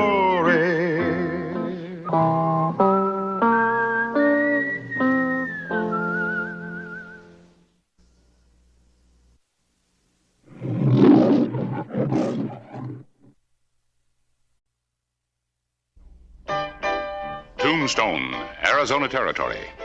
The night of May 28, 1886.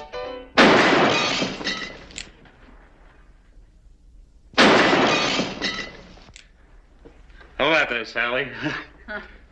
Well, everybody's having fun with Big Bill. Saturday night, why don't you celebrate? Celebrate what? Silver mine I'm going to find for you, maybe. That's what. Should I hold my breath?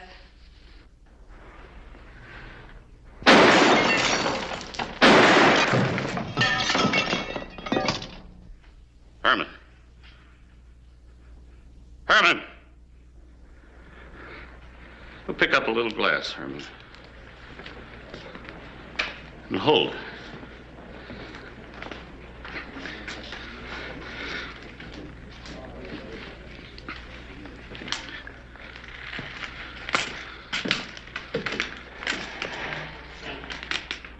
Well, now, Sheriff, you got in my way. You better call tonight, Bill, before somebody gets hurt. You want to hold a glass, Sheriff? 1, 2. Oh, now. Show me how you want it held. All right.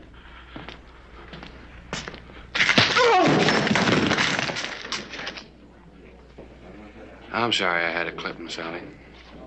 Why bother to tell me about it? I don't care what happens to him. Jack, take care of him. No, keep away. I'll take care of him.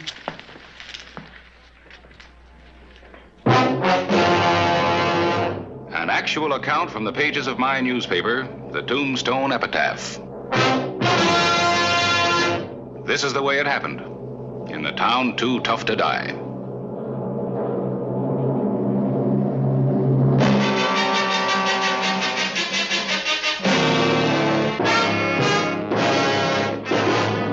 Tombstone Territory.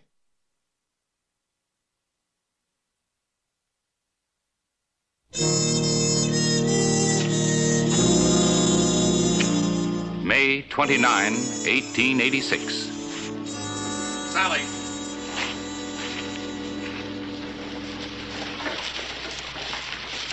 Excuse me, Doctor. Sure.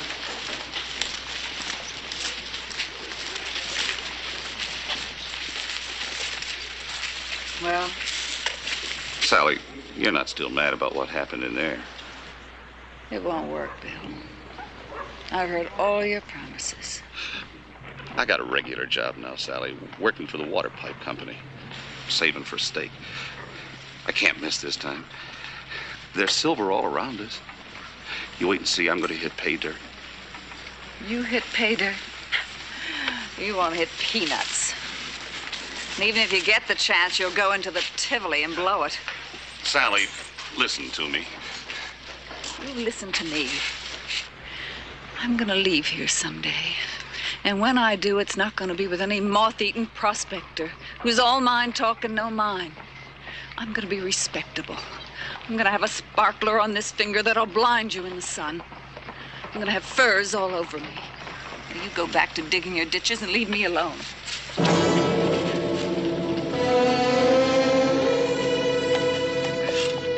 Now, look, you kids move back. You're going to get hurt here. Aw, Bill. Hello, Jerry. Emily.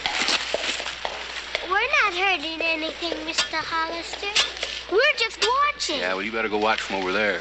Can we play around the old Marla house, please, can we?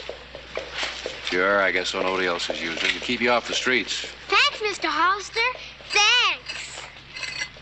I'll be the mother, and you can be the husband coming home from work.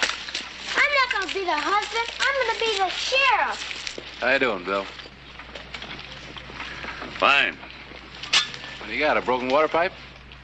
Yeah. Yeah.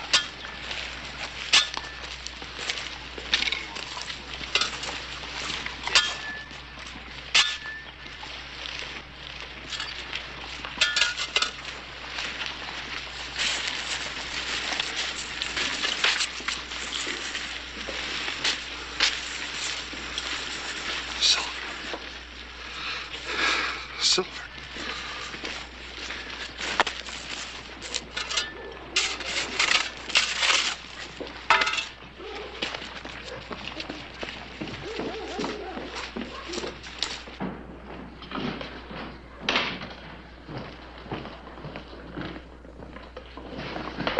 Sally, What are you doing here?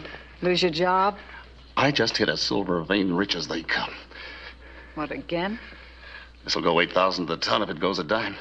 Where'd you find it this time? Right out where I was fixing that pipe, right in the middle of Allen Street. Middle of Allen Street. What? Look, that city property, I can't file a claim on it, right? Right. The Marlowe house is right next to where I was digging. You can buy it for $1,600. 1,600.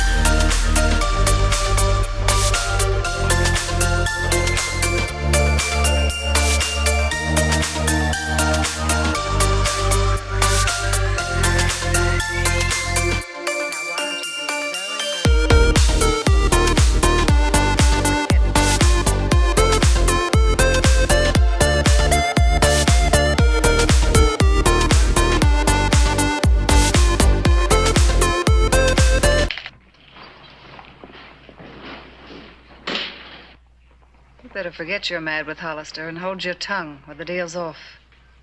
You're kidding. Try me. Okay, Sally. I'll go back to work. Well, that's better.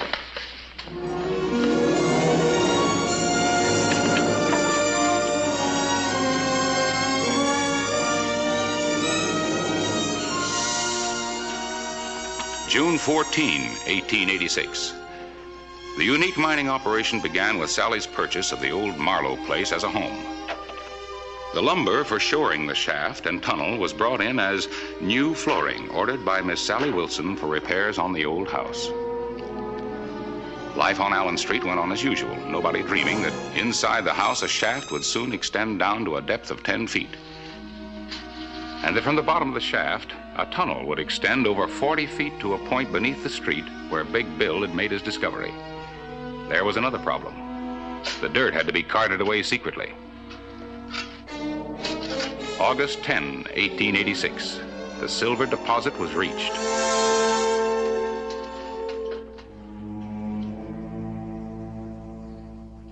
Sally! Sally!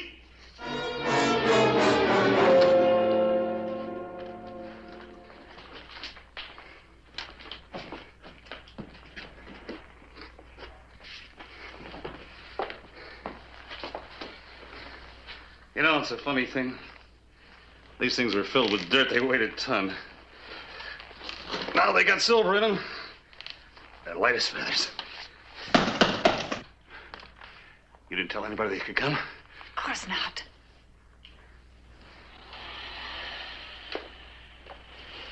Who is it? Me, Sally, Clay. Want to talk to you a minute. Well, just a minute, Clay. I'll be right with you.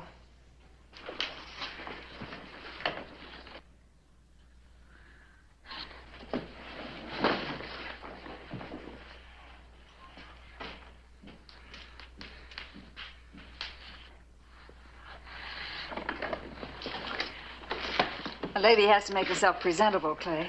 May I come in? Sure.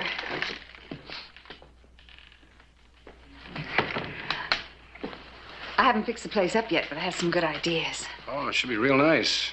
Things seem to be going better for you and Bill. Hmm. I want to talk to you about him. About Bill? Mm-hmm. What is it? It's Jimmy Reach. You mean the little boy that Barbara's daughter plays with?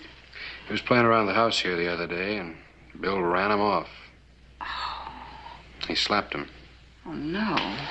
Jimmy's father's got a terrible temper, and so has Bill. Yeah, I know that. I wouldn't want to see him try to shoot it out. I thought it'd be better if I talked to you about it rather than Bill. Glad that you did. He gets pretty riled up, even when your name is mentioned. I guess I got that kind of personality. Well, thanks for the help, Sally. Thank you, Clay.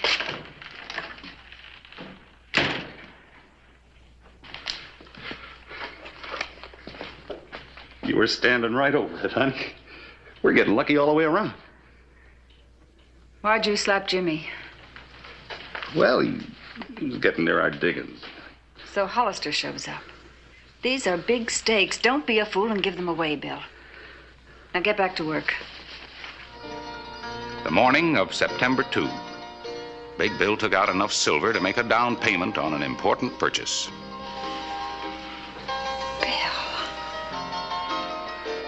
Before very long, I'm going to buy you one of those for every one of your fingers.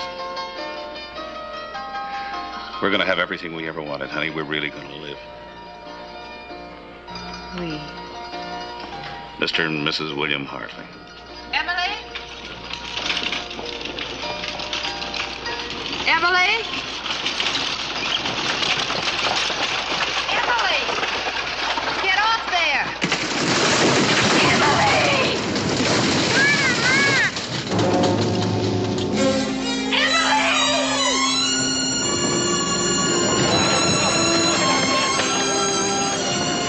It's a tunnel. No! No!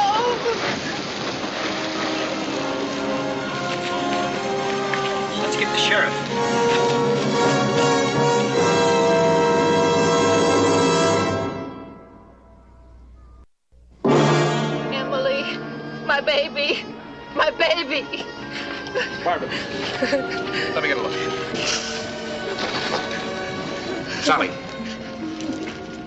Take care of it. Come on, honey. Everything's gonna be all right. It's all my fault. I should have watched her closer. That's a mother's job. Come on, Barbara. Come on.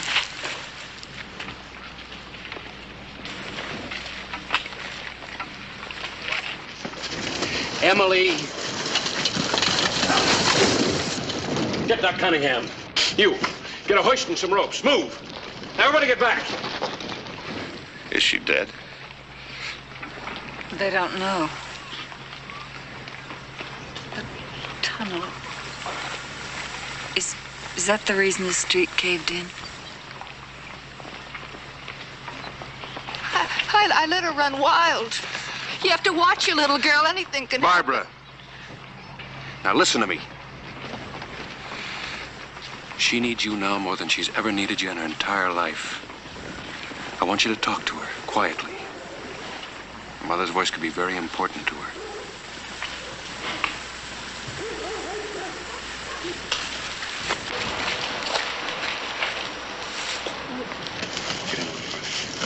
What shall I say?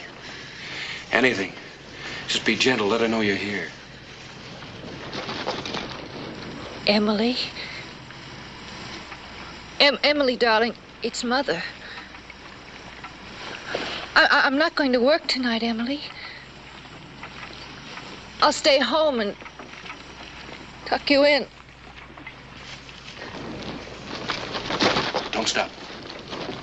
Emily, I'll read a story to you. I'll read you a story, Emily. Mommy. Emily. She's alive. My baby's alive. Is Big Bill Hartley here? Bill, come here. What does he want? What do you want, Hollister? I need your help. Why me? You did the repair work here, didn't you? Yeah. Now, how's the ground? It's tricky. Are we on a natural fall, or can I dig down on the side and tunnel across to her? You're gonna risk a cave-in any time you put a shovel in the ground around here. Liable to bring that whole thing down on her. Barbara, come back from that edge.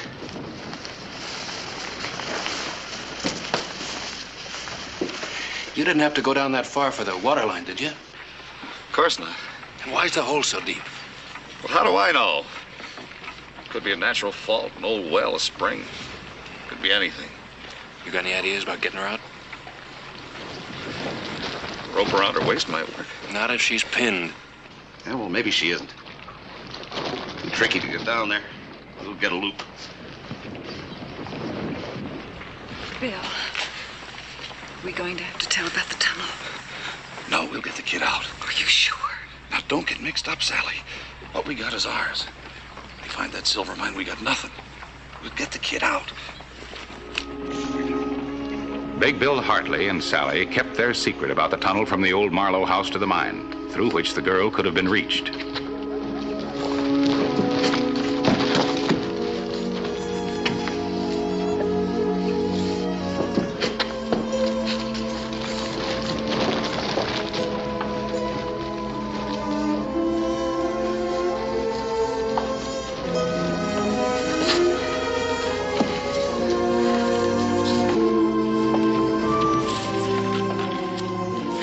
Remember, if she's caught too tight, you don't dare pull. Yeah, I know.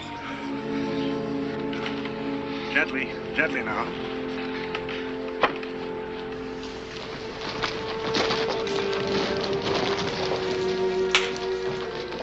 Easy. Mommy, the rope hurts. Stop pulling. You can't get her out that way. You've got to think of something else. I'll have to go down after her. Now, wait a minute. You're no miner. You'd have that whole thing on top of her. I'll go alone.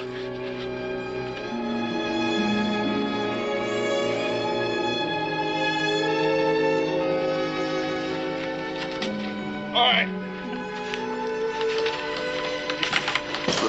Keep your feet away from the rocks, Bill.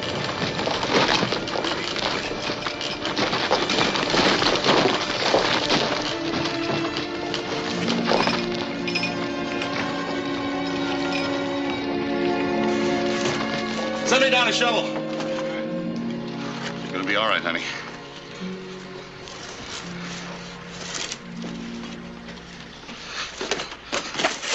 Here it comes.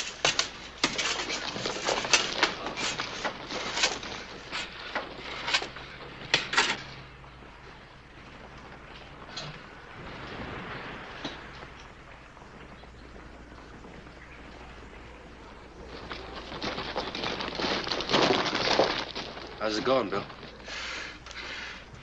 Slow. You want me to spell you? No. No. I'll stay down here alone.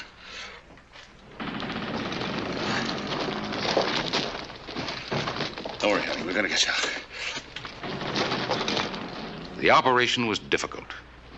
Each act of digging risked a landslide, which could bring certain death to the digger as well as to the child below. The night of September 2, 1886.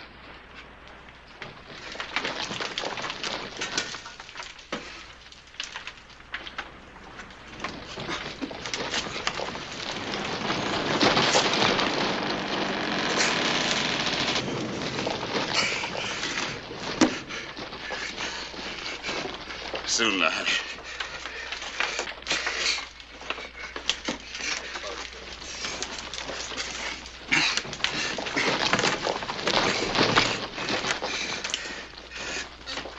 Here we go, dear.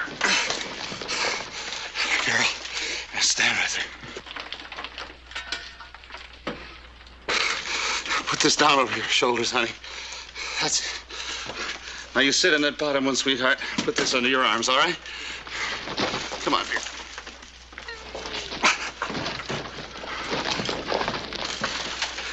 Sheriff! Aye. We got it. Billy, take her arm out of there. Okay. All right.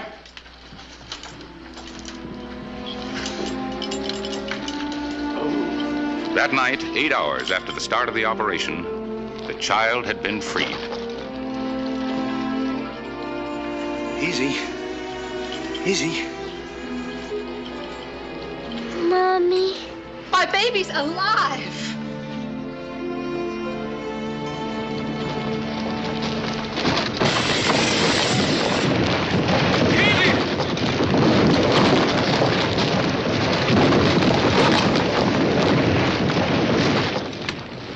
Take hours to clear. Hours will be too late. We've got to get him out soon. I can't work fast, Doc. The whole street may cave in on top of him. Bill, don't give up, Bill. It means too much to us now. I've given up, Sally. Tell him. It means too much to us now. Tell us what, Sally? Nothing, Clay. He's delirious.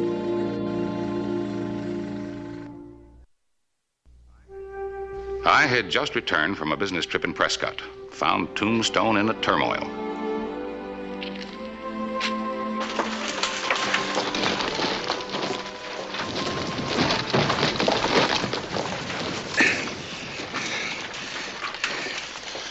How's it going, Bill?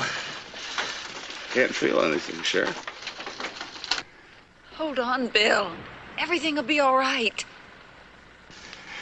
We'll get you out. It's too late. Why'd you come the way you did? What are you talking about? Didn't Sally tell you? Tell me what?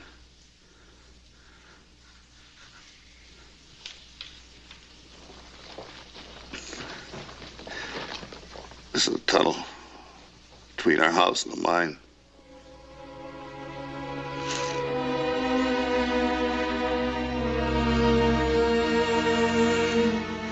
You mean that you tried to mine this? Bill, don't you know that this...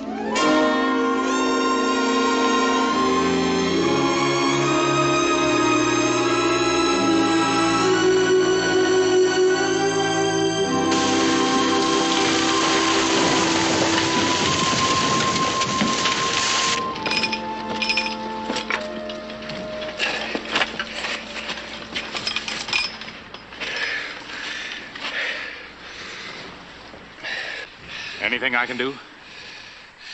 No, thanks, Harris. We'll get him out now to bury him. They had a mine. They were mining here? This is just an isolated pocket. Pachuca Water Company found it when they laid the pipe 4 years ago. Rich ore, no vein. It wasn't even worth digging up the street. Sally, there's a man dead and you could have saved him.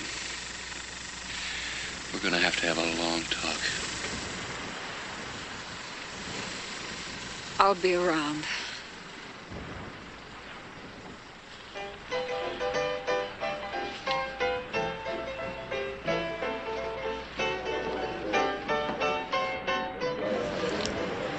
I'll be around for a long time.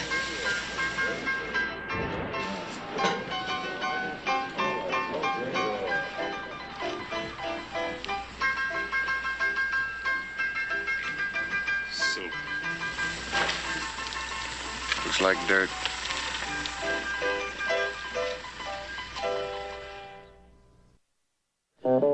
Whistle me up a memory, whistle me back where I wanna be, whistle a tune that'll carry me to Tombstone territory.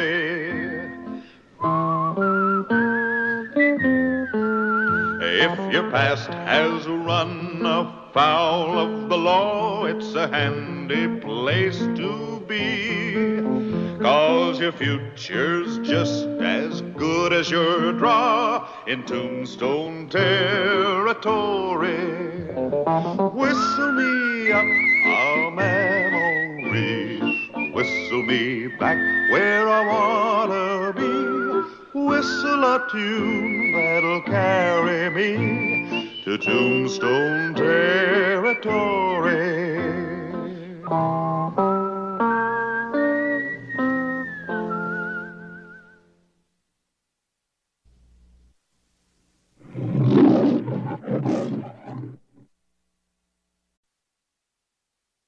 Tombstone, Arizona Territory, July 7, 1884. The date that marked the arrival of Barton Clark, Jr. How do you like the West, Barton? From what I've seen, it should be very interesting. Glad my father was finally convinced that I should learn more about life. Under controlled conditions, of course. Oh? Oh, Dad's quite a remarkable man. Yeah, I can vouch for that, Clay. I had wanted Barton here to help me out over at the epitaph, but... Well, no offense, Mr. Cliburn, but I certainly would like a job here. Here? Yes, sir. Could I be one of your deputies? Well, Lee here's my regular, and I have other good, experienced men to call on. Well, I'll do anything for no pay. All right. If you don't mind starting at the bottom, I guess I could use a handyman, jailer.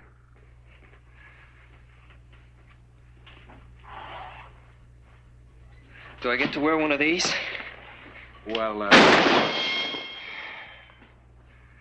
no, I'm afraid you'll have to wait for that. My ceiling couldn't stand it. An actual account from the pages of my newspaper, the Tombstone Epitaph. This is the way it happened, in the town too tough to die.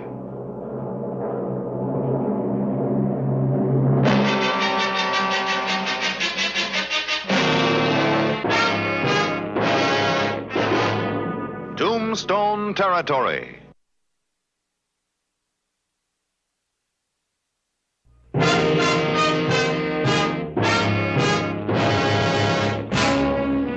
The afternoon of July 7, 1884. Clay Hollister painstakingly explained the operation of the sheriff's office. Barton Clark, Jr. was a good student. Now, there's certain rules of safety that have to be observed with the prisoners. Remember, they're all in there for a reason. Yes, sir. Now, you always walk down the center of the corridor, never close to the cell doors. And since you won't be wearing a gun for a while, always carry this. If anybody should make a grab for you, a good whack across the forearm will make them pull back. Now, you never go back there alone carrying the keys. Till we've got you broken in, Lee or I will lock up and release all the prisoners. These guns are all unloaded. We do have a trouble gun. Thought I'd tell you just in case. Time to make the rounds. You want to tag along, lawman? Learn more about life? I'll go along with you. You got any questions? No, not at the moment, sir. Sure. You might show me a little respect, too, Deputy. Yes, sir. Late afternoon, July 7, 1884. Tombstone's Tivoli Saloon. Keep your eyes open.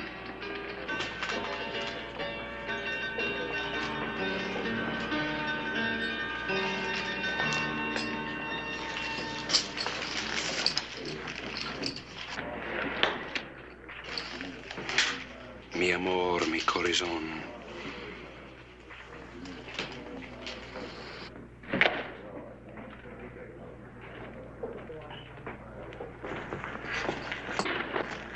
Clay.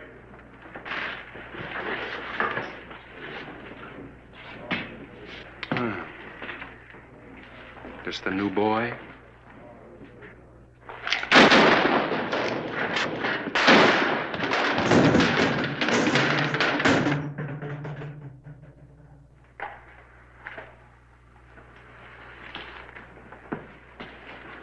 Finish your drink, Rose. Rose? Yeah.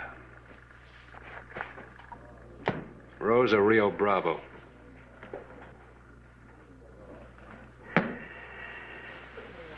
Shall we go?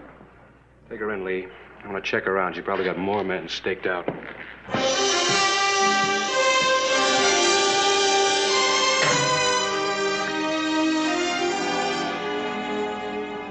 Rose of Rio Bravo, wanted for crimes from rustling to robbery, and with a record of countless love affairs and daredevil escapes, was again under lock and key.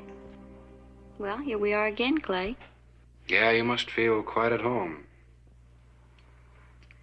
I've seen better and worse. You know that. Well, I hope you're comfortable.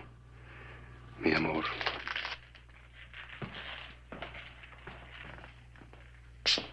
She's gonna need some privacy till they pick her up from Texas. Hang up some blankets at night. Yes, sir. Who'd ever think of that slip of a girl as a Rose of the Rio Bravo? Dynamite comes in little packages. Rio Bravo? Mexican name for the Rio Grande below the border. According to reports, she drove thousands of head of cattle across the Bravo while the customs officials slept. Or, thanks to her charms, looked the other way. You sure seem to know an awful lot about her, Clay. Well, it's my business to know about wanted people. You spent some time in Texas before you came here, didn't you? That's right, Harris. Lee, you book her. I'm gonna wire El Paso. Mr. Hollister, what do you want me to do? Get the suppers.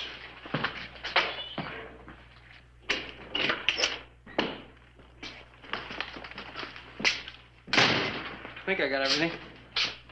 We won't have to feed her long. She'll be hearing from El Paso in the morning. Hold it, kid. Yeah, you've always got to count the silverware. Bent forks open many a lock. Oh, and incidentally, be careful of Rose. She's walked out of stronger jails than this one. Yes, sir.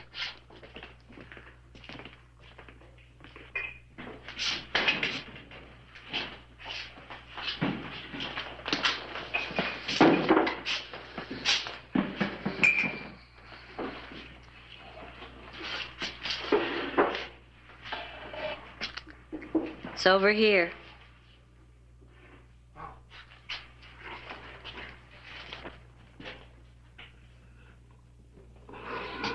Supper, ma'am. Just pass it through.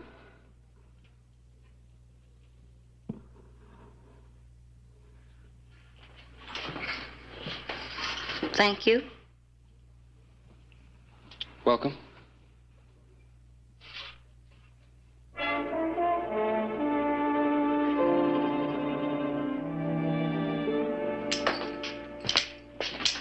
Did Did you take out the loads? Yes, sir. Only a tenderfoot would fiddle around with a loaded gun. You better go pick up the dishes. Yes, sir.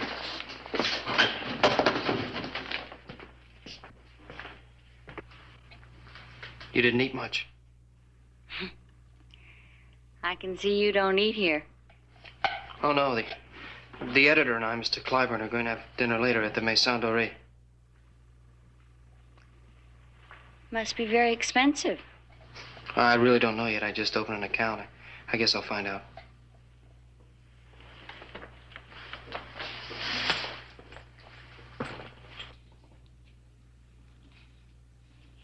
You're very interesting for a lawman. You dress well. I like that.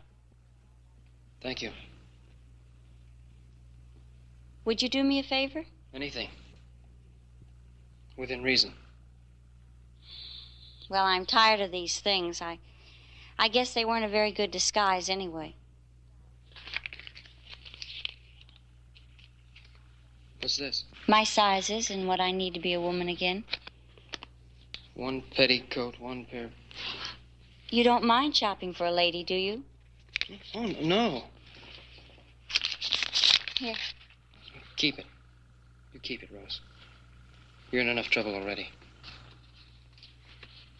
Thank you.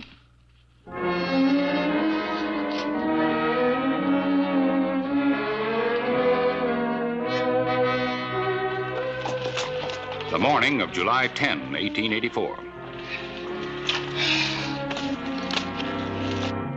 Young Clark was showing an impressive dedication to his job. Well, you're going to earn that badge yet. How's everybody in the hotel? Rose isn't up yet. Well, you see, being in jail is kind of like being in the Army. You rise and shine for morning inspection. Morning, Smiley.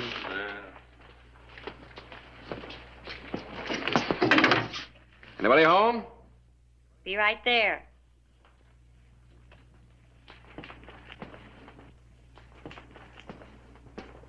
Everybody's accounted for. You better get the breakfasts. Yes, sir. Good morning.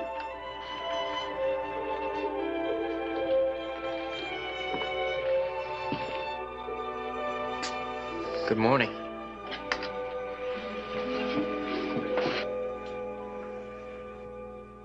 You have good taste. You like it? Oh, yeah. I better get your breakfast. And bring mine, too. Barton. She'll be going back to Texas real soon. Yes, sir.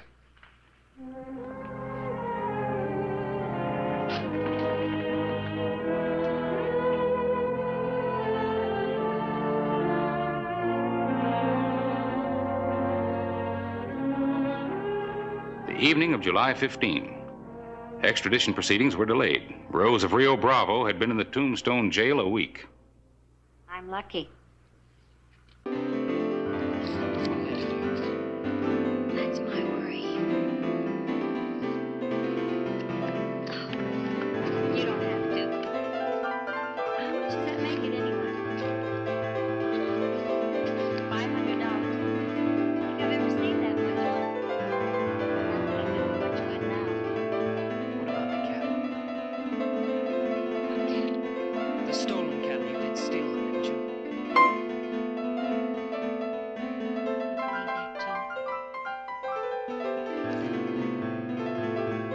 Let me tell you the truth, Martin. My father used to bring in cattle from Mexico and drive them north to market. It was a way of life. Then came the crooked politicians. Paid 50 cents a head to drive them into the Rio Bravo. Another 50 cents a head to get them on American soil.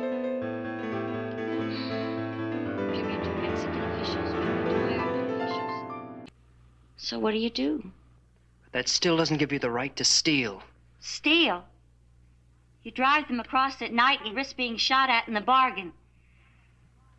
Graft, nothing but graft on both sides of the border. What about the other men? What other men? No.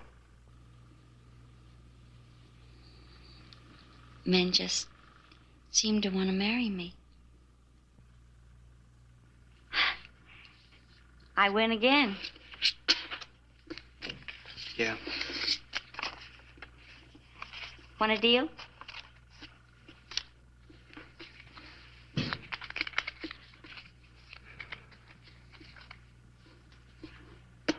Cut.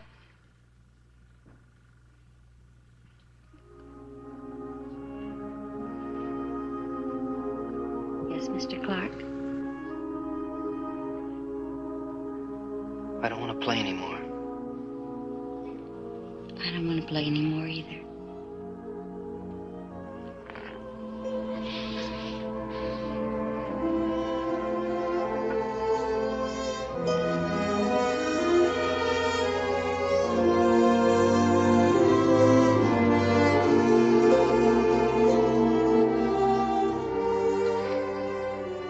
Don't fall in love with me. I already have.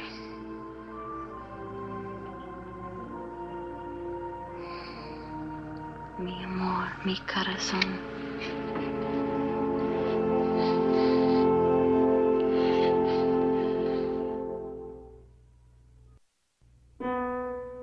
The night of July 16, 1884. Hey, got a little something for you. Hey, you're making me a deputy. Oh, well, not yet. You're still a jailer, but now it's official. You've come a long way since that day you shot the hole in my ceiling. Congratulations, Mr. Clark. I got a wire Dad. He'll get a real wallop out of this. Clay. Ellie. Night wire. Extradition papers are in order. Deputy will be through tomorrow on his way to Texas to pick up Rose. You know, it seems a shame that a bright, pretty girl like Rose ever got started on a career like hers. Yeah. Call it a night, Lee. I'll take the late rounds. Right. Hey, Lee.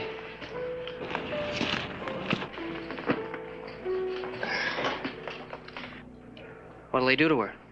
Well, in Texas, they got a lot of rope. They'll hang her? Been known to hang a man for stealing one horse. I'll tell him how many herds she spirited across the border. You know, maybe she had her reasons. Yeah, money. Yeah, but a hanging. Hey, Barton. You better call it a night, too. Yes, sir. Barton Clark Jr. didn't call it a night. There were still more questions that had to be answered. What about the robberies? Well, what about them? How do you explain them? I want to know. You want to know. What about the robberies? What about the men? What about the cattle? Well, let me ask you a question, Barton Clark Jr. What right have you to know? I'm not on trial before you. What right do you have to ask me all these things? Because I don't want you to hang, that's why. I don't want to hang either.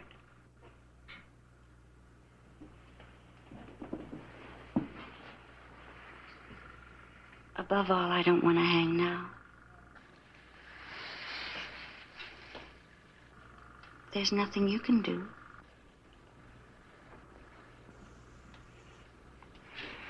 I'm not going to let you hang.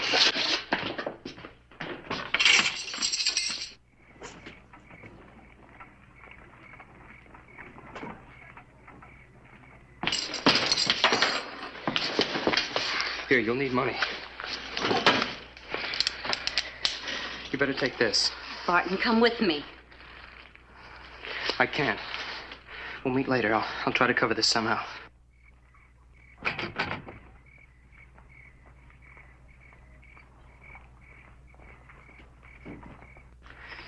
I better check outside.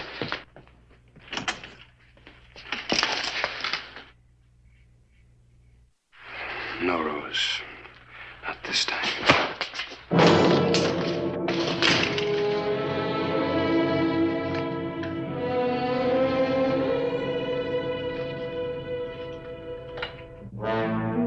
Let's go.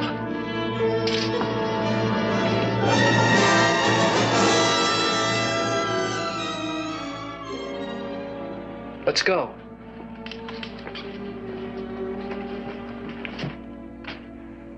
July 17, 1884. Still no leads? Lee's checking. He sure gave up an awful lot for her. I don't know what to wire his father. Well, he wanted Barton to learn about life, didn't he? With Rose, he's learning. How much money do you have with him? I don't know. A few thousand, I guess. He's got a fortune set up for him in trusts, his inheritance. Yeah, at least she can't get her hands on that. How's ahead? Fine. Clay, Yeah? your wire's paid off. They took a train from Tucson to Los Angeles.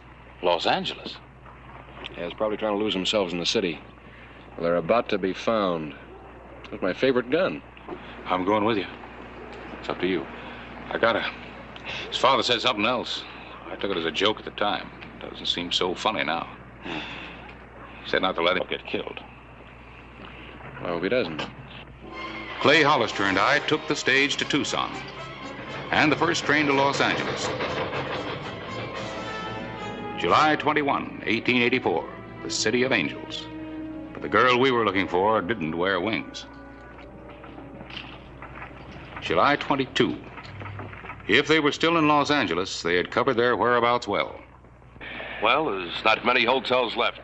I'll go check those at the other end of Main All right, Street. remember, she's probably disguised as a boy.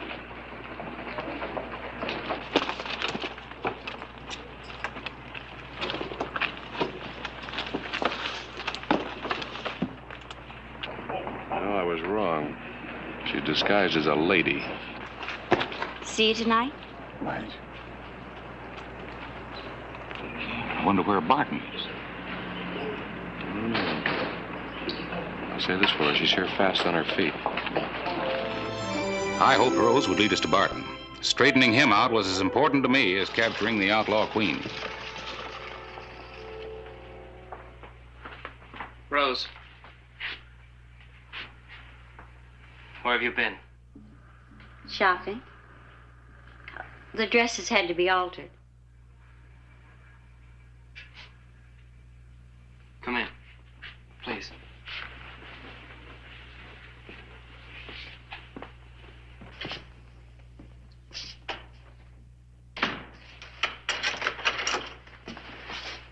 I thought we'd better eat in.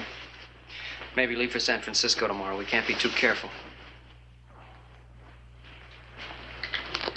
I don't want to leave yet.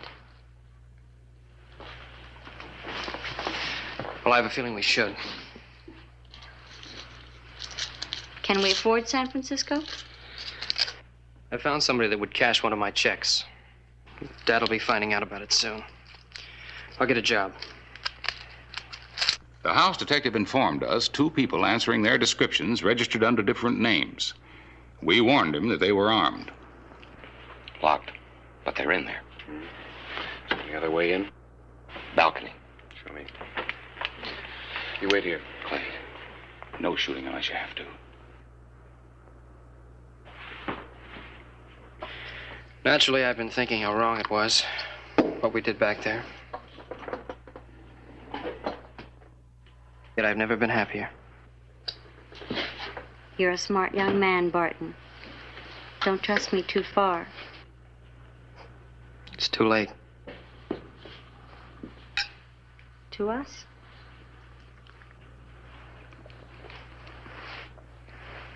Here, open it.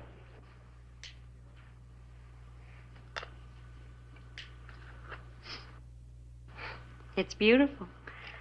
$20 gold piece. As long as you wear it, we'll never go broke. Read the inscription. I think I can tell you what it says. Mi amor, mi corazón, huh? My love, my heart.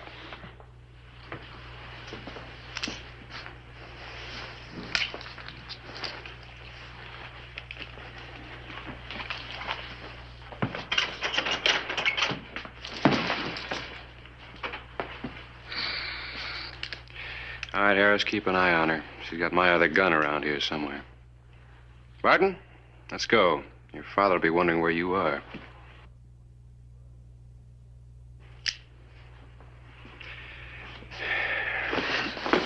Hold it!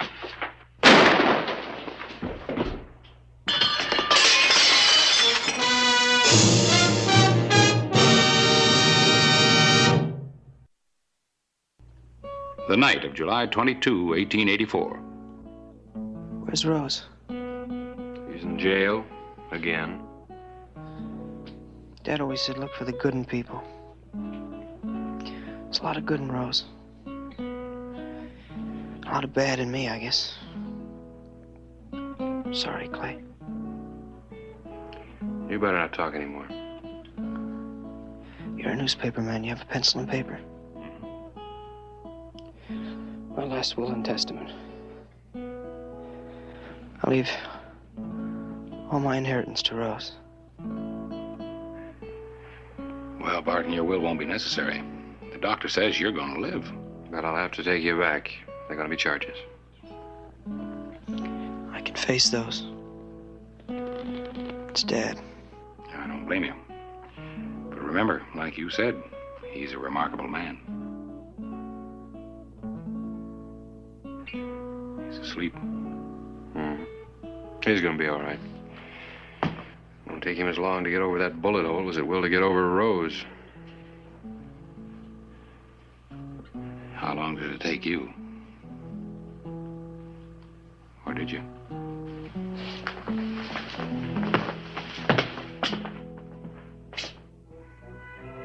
Rose of Rio Bravo was sentenced to 10 years in prison by a sympathetic male jury. She was soon released by the warden, who developed a keen interest in her case. Mi amor, mi corazón.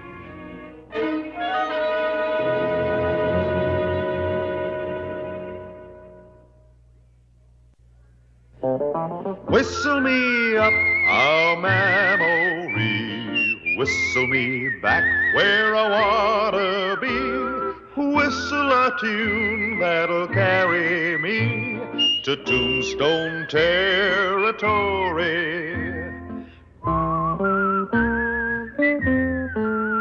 If your past has run afoul of the law, it's a handy place to be, 'cause your future's just as good as your draw in Tombstone territory. Whistle me up a memory, whistle me back where I wanna be, whistle a tune that'll carry me to Tombstone territory.